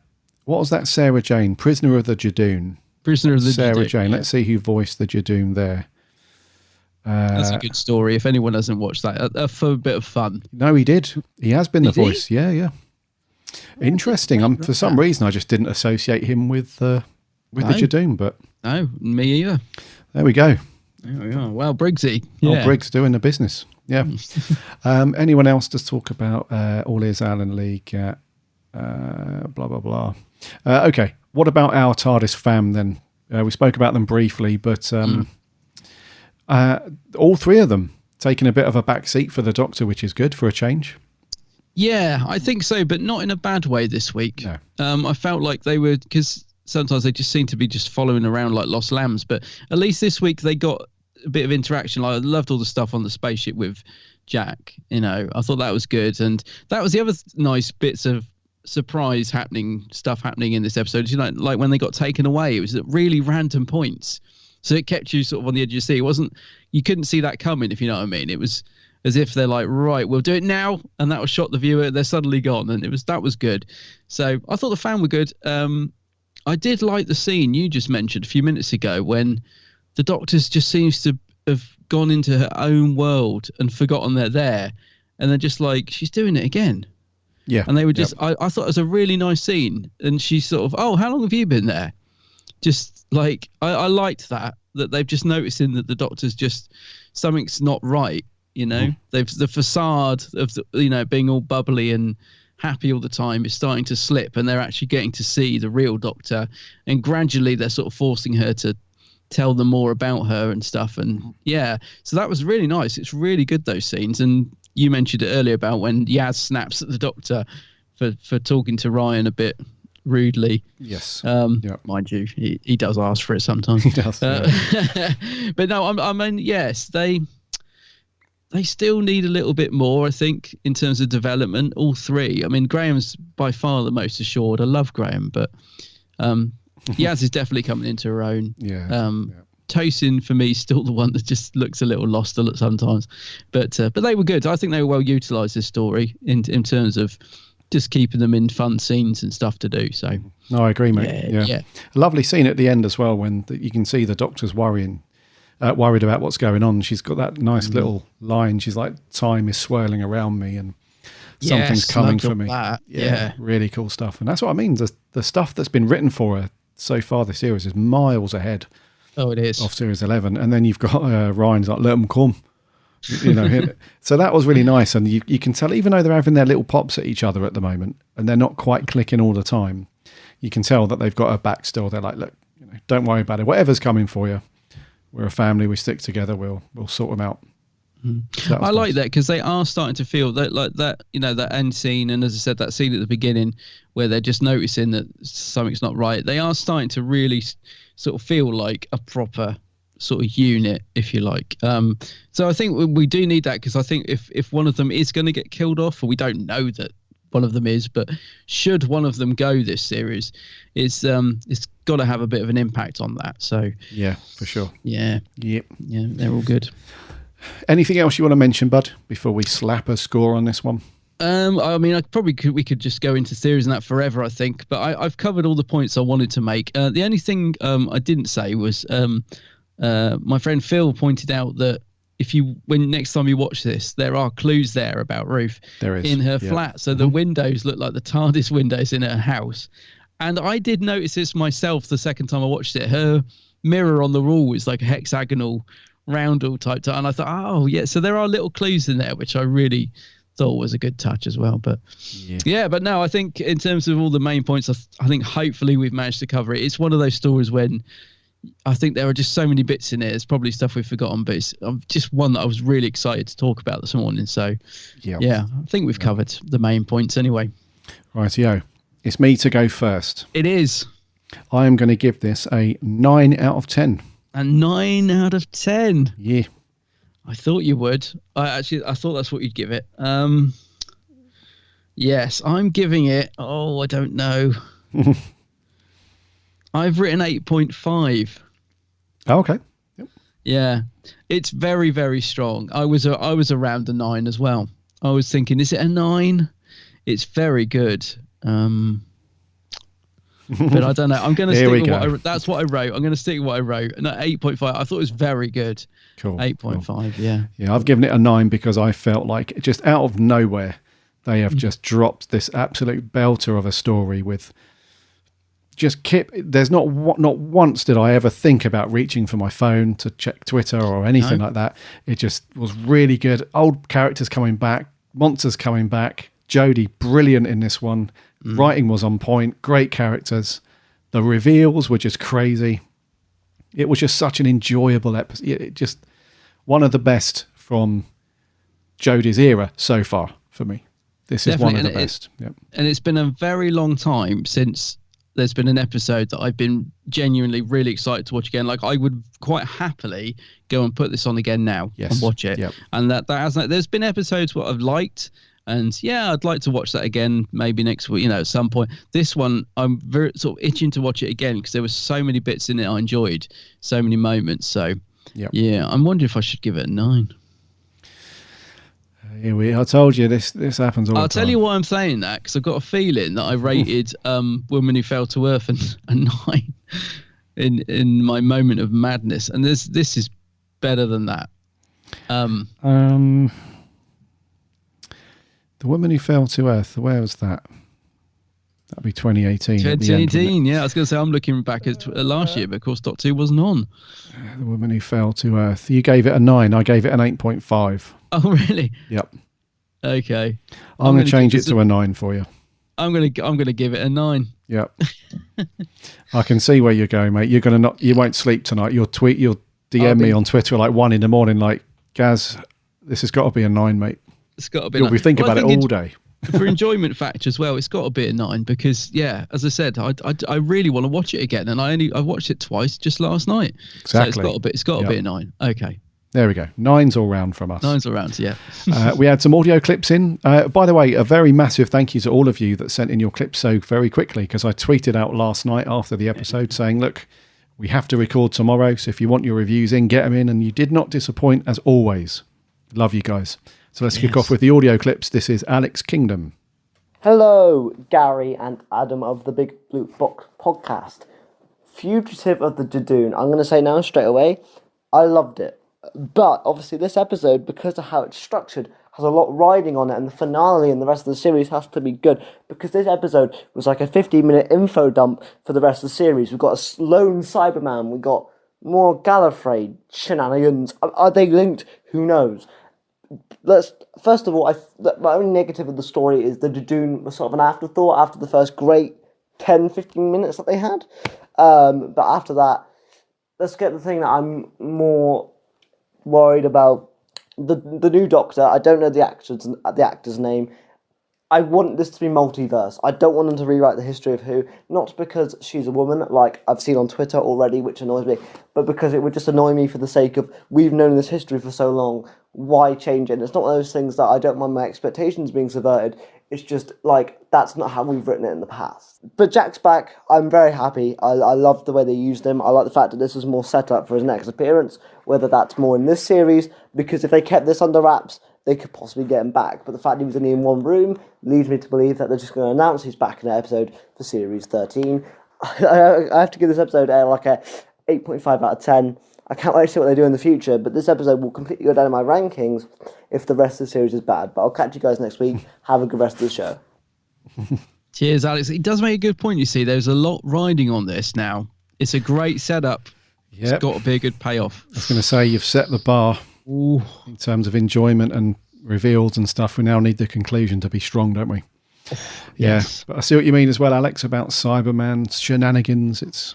That's going to be a big one as well. And the info, what are you saying? Info dump. Info dump, yeah. Yes. Thank you very much, Alex. Much appreciated. Let's move on. This is Lewis Palmer. Hello to the Blue Box podcast. I'm going to try and keep this under a minute, but it's kind of hard because it's literally like an hour after it's ended, and that episode kind of pulled the rug out from under you so many times, so I apologise if this is a rambling, quick-talking mess. But, yeah, I'm at war with myself a bit because I really liked all the reveals and, you know, the fan in me, the visceral reaction. I got a kick out of seeing all those surprises come up and all that stuff. But I'm kind of... I hope the show doesn't do what I hated in Series 9 and use the fan service and the lore as a crutch when the story isn't actually that very good. I do feel like all this was too much for one episode, but the questions it raises I'm really intrigued for, and I really like the concept and all the characters and all that. I just feel like it was too much, and I don't think the wraparound story was good enough, and I feel like it was using the fan service and the lore as a crutch, unfortunately. So I am at war with myself, but I don't know, but I really enjoyed all the bits, and Jack's back, and yay, but I don't know, it's really hard. So, yeah, a bit conflicted, but Doctor Who's engineering this reaction at me must be doing something right, so see you next time, guys. Thank you very much, Lewis. Lewis, I want you to know that I was like the foretold mummy while you were doing that review, just holding a stop clock. Under a minute, he did. Ticking you down, you did it. Yeah, nice one. Yes, I think a lot of people are like that this morning. I think the country and the world of Doctor Who fans have woken up feeling like they've got a bit of a Doctor Who hangover, where they're not quite sure on what the bloody hell's just happened. But it was a great night, but you're not quite sure what's happened. So I think there's going to be a ton of rewatches around the world over the next week with lots of discussions. So yeah, we get what you're saying. I wouldn't be surprised if there's a lot of people, you know, there's a lot of fans that have drifted away from the show as well. Oh, I'm never watching again, and some of them aren't. And I wonder if they're sort of seeing all this stuff kicking off into it, and I wonder if it's just intrigued some of them to check it out. And I hope so. You know, yeah, I think it might. Yeah. Hopefully. Yes. Thank you very much, Lewis. Moving on. Callum Morris. Here we go. Fugitive of the Judoon. What do I think? Well, it was insane. Like, every single second was insane. It started off ordinarily, like any other Doctor Who episode, and then suddenly, boom, we've got the first twist of Captain Jack's back, and it's amazing, and you're stunned, and you're like, oh my god, finally, after this long, he's back, and then he's gone again. And you're like, okay, no, that was cool, that was awesome. You know, the Doctor's going to meet him at another point, probably, which I highly think he will. And then, boom, Ruth is the Doctor. Judoon, after another version of the Doctor. We don't know if she's past or the future, and none of that. Was Lee also a Time Lord? Was the other one also a Time Lord, or was she just a normal Gallifreyan? There's so many questions, not enough answers. The Timeless Child, Lone Cyberman. Everything is just mental, and I cannot wait to see what comes next. The episode was an easy 6 out of 6 Judoons. You know, the highest rating on my thing, which is excellent, brilliant. Can't wait to see what comes next. Jodie, amazing. Jodie, amazing. Fantastic. 6 out of 6. It's an interesting scale. Yes, it is. Yeah. Yeah. Callum, loving it though. Yes, that's cool. Yes, insane. Yep, that's definitely one word to use to review this one. Next up. It's our reviewer from Down Under. So Sammy Satine. Sammy. G'day, Gary and Adam. Sammy Satine here. So, Dad watched last week's with me, and Mum sort of decided to watch it as well. She was put off by Tesla asking for $50,000. I think she was joking. Dad enjoyed it. Not sure what he'd give it out of 10. Anyway, Fugitive for the Judoon. Scoto moto po so. Nice to have the Judoon back. I like how they've upgraded to stamps from markers to indicate catalogued people. Captain Jack is back. Yes! Nice energy reference. Now, Chibnall, this is a warning. Be very careful. Do not, under any circumstances, pull a Stephen Moffat or worse on us. I'm sceptical, but we'll get angry if provoked. I'll see how this goes. See ya. Wow. You have been warned. Moff, we know you listen, mate. You got nothing else on your plate these days, so we know you're listening to podcasts and stuff. So you've been warned by Sammy. Oh dear. Don't. You know, if you're the one that's influenced this, if it turns out badly, then she's on a plane, mate. Yeah, leave the country. Yeah. Thank you very much, Sammy.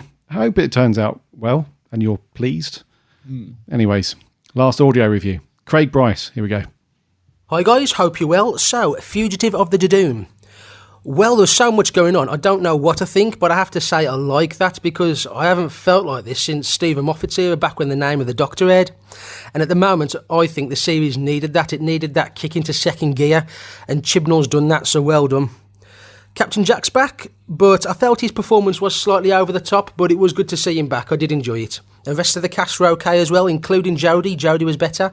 Apart from the overuse of the Sonic, it was getting used for everything, so that needs to be calmed down. Of course, the big shock moment was near the end of the story, with the two doctors, if you like. I don't know how I feel about that, but let's see how it unfolds as the series goes on. Well, I have to say, it does want me to keep watching, which is a good thing, and I hope the rest of the fans feel like that as well. It does need a second watch, but after just one watch, I will give it 7.5 out of 10. Thanks, guys. Speak to you next week. Bye. 7.5. 7.5, yes. Solid score, though. Yeah. Agree about the Sonic. I mean, you mentioned it earlier, didn't you? Yeah. Yeah. Yeah, we've got to reduce that usage a little bit. It needs one of those guys from the Visitation to just pop in and give it a quick blast. Chibbers, I know you listen as well, mate. I know that everything's done, but you can still sort this in the edit. Go and have a look. And when I say Visitation, I'm not talking about Richard Mace. Bro, the Sonic. Yeah. And lastly, this is Matt Steele. Hello, Gary and Adam. Matt Steele here again. Hope you guys well. Had a good week? Right, so this week, instead of a review, because I still can't wrap my head around that episode, I'm going to share a theory that's just occurred to me. What if the Doctor is Project Zero for the Time Lords? Hear me out. So the Time Lords were trying to make this perfect Time Lord to stop the Master destroying Gallifrey in the future, and the Ruth Doctor is actually an incarnation from a previous Doctor model that the Time Lords made, who failed to stop the Master destroying Gallifrey in the end. And there is actually multiple versions of the Doctor model, each trying and failing to stop the Master, with the Hartnell to Whittaker Doctor model being the latest experiment. And all previous regenerations are to try and train the Doctor and give them the experience and expertise to be able to defeat the Master in the end. Plus, they called this Project Time Lord the Doctor because it was devised to heal and stop the catastrophe from killing all life on Gallifrey. Wow, my head hurts. In other news, that episode was fantastic. One of the best from New Who, and they finally brought back Captain Jack, who was just phenomenal. There was too much to say about this episode. Well done, Chibbers. 10 out of 10. I'll see you guys again. Thank you very much, Matt. Another high score. Right, that's audio reviews done. Thank you so much, guys, for taking the time to do that. And then a load of you tweeted us and sent messages on Facebook. So let's rattle through a few of these. Rob Kernick, what an episode. And he's got the mind blown emojis. He says, I'm confused, but somehow I still enjoyed it. Followed by oof. Thomas Meehan says, I am so happy, but I have so many more questions. Don't we all, mate? Yeah. Don't we all?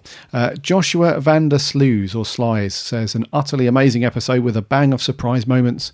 Makes up for the last two episodes. Barrowman was on fire as always. Amazing stuff from Jodie, a 9 out of 10. Nice.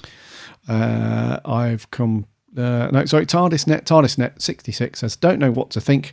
Loved the Judoon, great mystery and seeing Jack back. The revelation both makes me excited in adding more mystery to the Doctor's history and character, and nervous on how it's going to be handled and how it will affect the continuity of the show. Edward Giluli, not sure where to begin with this one. A lot happened and it felt like part of an unresolved wider story rather than its own contained story. A 7.5. Luke Robinson, wow, I don't even know the Doctor, or should I say doctors, how? The Time Lords, Gallifreyans, question marks. I am in awe of what Chibnall has created. There are so many things buzzing in my head. This is a good time to be a Whovian. Mm-hmm. Definitely is. Certainly is. Let's have a look. Where are we? Sorry, 1 second. Jamie Gitchard said, a great Doctor episode. I feel like the whole Ruth Doctor is an abomination in time, and whatever it is after the Doctor is the reason for Ruth's existence, and by the time the series ends, the numbered Doctors will be the only Doctors Ruth would ever have existed. Okay, right. Interesting. That's a good theory, yeah. Moving on, Dan Pin says, wow, Chibbers knows how to keep a secret. Jack's back, how awesome is that? And wasn't even the biggest revelation in the episode. Gee whiz, the alternative Doctor's TARDIS was beautiful.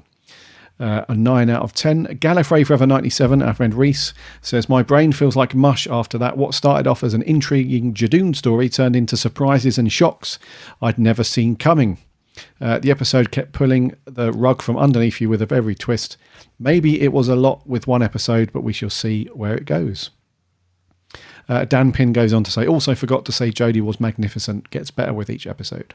Mm-hmm. Joe Bowers, literally don't know where to begin with this one. Whilst I was glad to see the Judoon return, but I felt they were sidelined halfway through, I couldn't believe that character returned, and we have another female Doctor. 8 out of 10. Sean Wales, you were fantastic, Joe. Can't wait to see you again. Jordan Shortman, one of our writers. It was absolutely incredible. I was left with so many questions, but loved every minute of it. The new Doctor was great, and Joe Martin did a great job. And Jack is back. Fantastic. Let's hope Chibnall hasn't bitten off more than he can chew and wrap this arc up spectacularly. Yeah. Daniel Fox, my review is just a string of random letters followed by exclamation marks. After that, I wouldn't be surprised if next week Nardole pops up in Davros's chair with John Pertwee on his lap. Crikey, that would Moses. be something, wouldn't it? I don't think they could afford the CGI for that. Oh, dude, you've read I was just about to say, I don't think they could afford the CG to do that. It would be interesting. Slightly weird.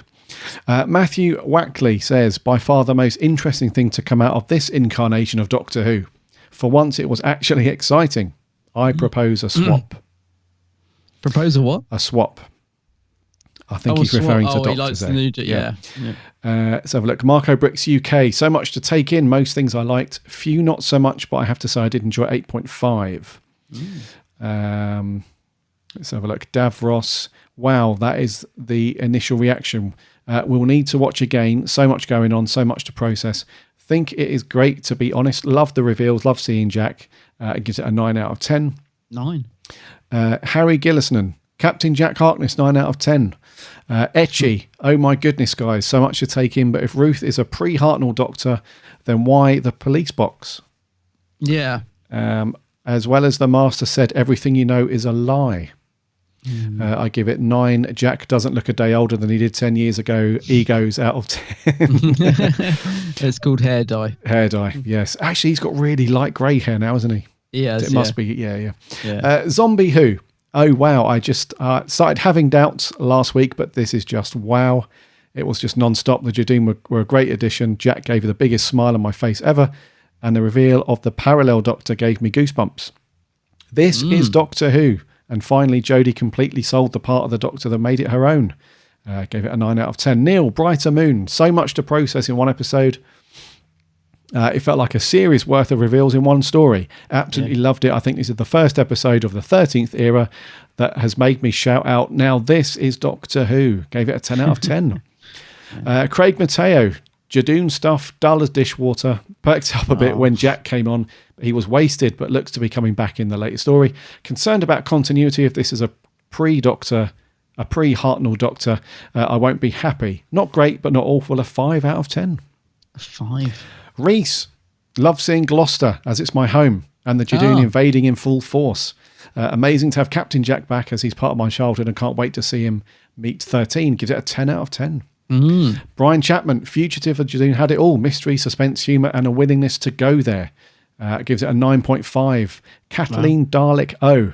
I'm actually speechless, not really sure what to make of this. I think it's soon to judge, but this is one of... as this one is too soon, especially Jo as the Doctor, just because I think we're likely to see more of her at some point later. Still to be explained, but you know what I mean. Jack's return was flipping awesome. Gives it a 9 out of 10. Nico Bressler, favourite episode so far, -1 for so much Sonic, -5 for reuse of the Tennant era human nature. Wasn't expecting Captain Jack, which brought a big smile to my face, an 8.5. Sarah Louise, a running Whovian. Always running. Wow, Jack Harkness and another Doctor, mind blown. It was a great episode, held my interest throughout, and Jodie really delivered as the Doctor. Lots of questions to be answered, though, a 9 out of 10. Jamie Aspinall, so much to comprehend. Jack's back, which is fabulous. But for the story, he didn't need to be there, which is a shame. Gives it a 7 out of 10. Matthew Wakely. That TARDIS was a thing of beauty. F knows what the hell is going on with Jodie's S show of the TARDIS. Looks like someone has knocked over a box of Lego and thought, F it, that will do. Harsh. Matt, nice.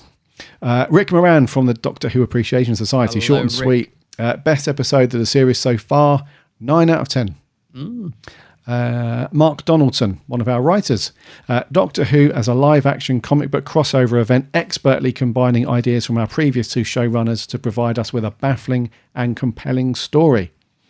And lastly, Rob Kelly. You've made the universe of Doctor Who so much bigger and better. You and Jodie were fantastic together.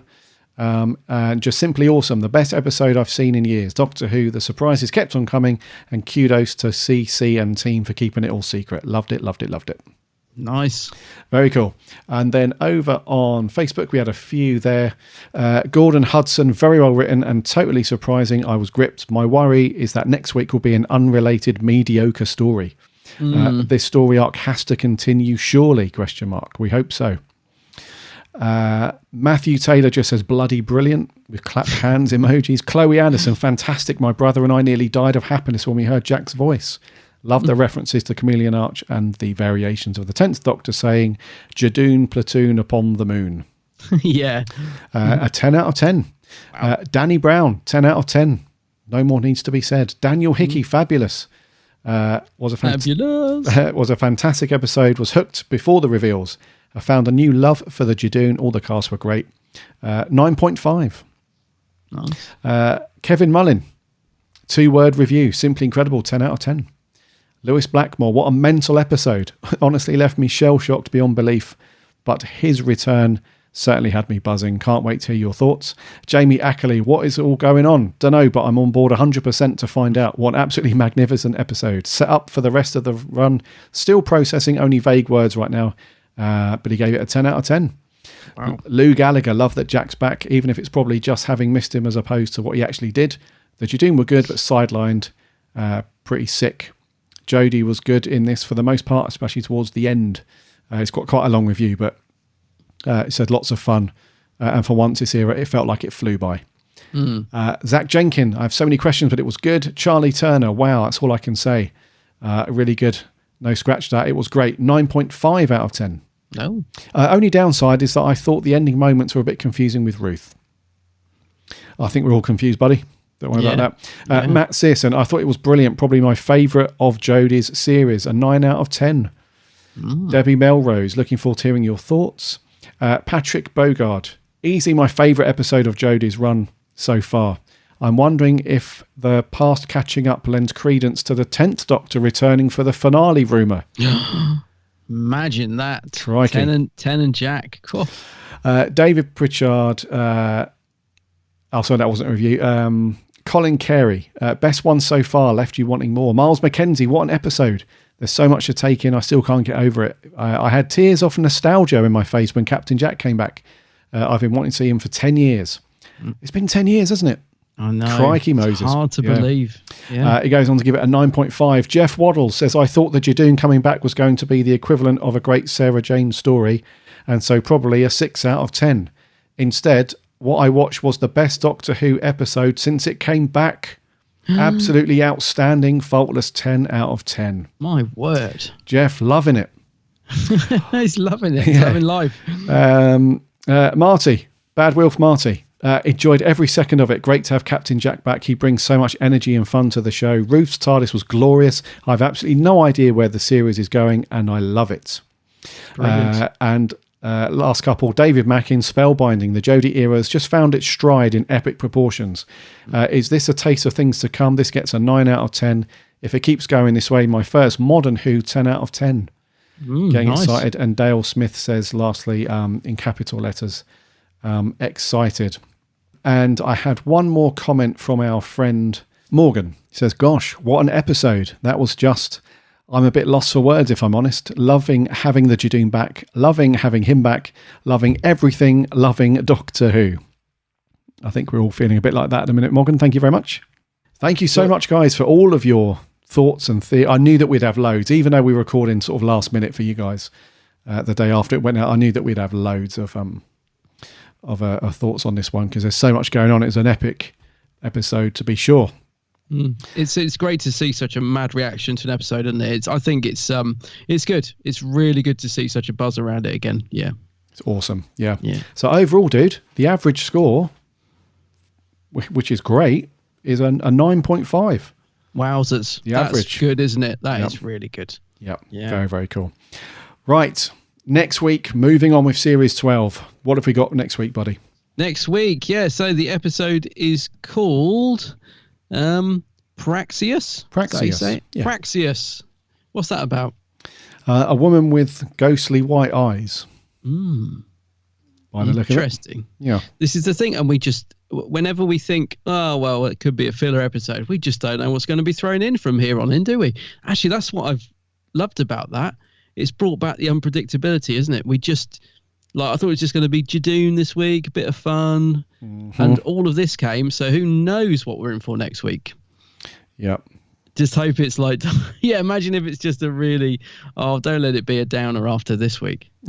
No, go, let's think positive. It's going to be cool. It's going to be good. It's going to be good. It's going to be good. It's going to be good. Praxeus. So Praxeus next week. Right. I think we're gonna wrap there, buddy, for 2, 5, 3. 3.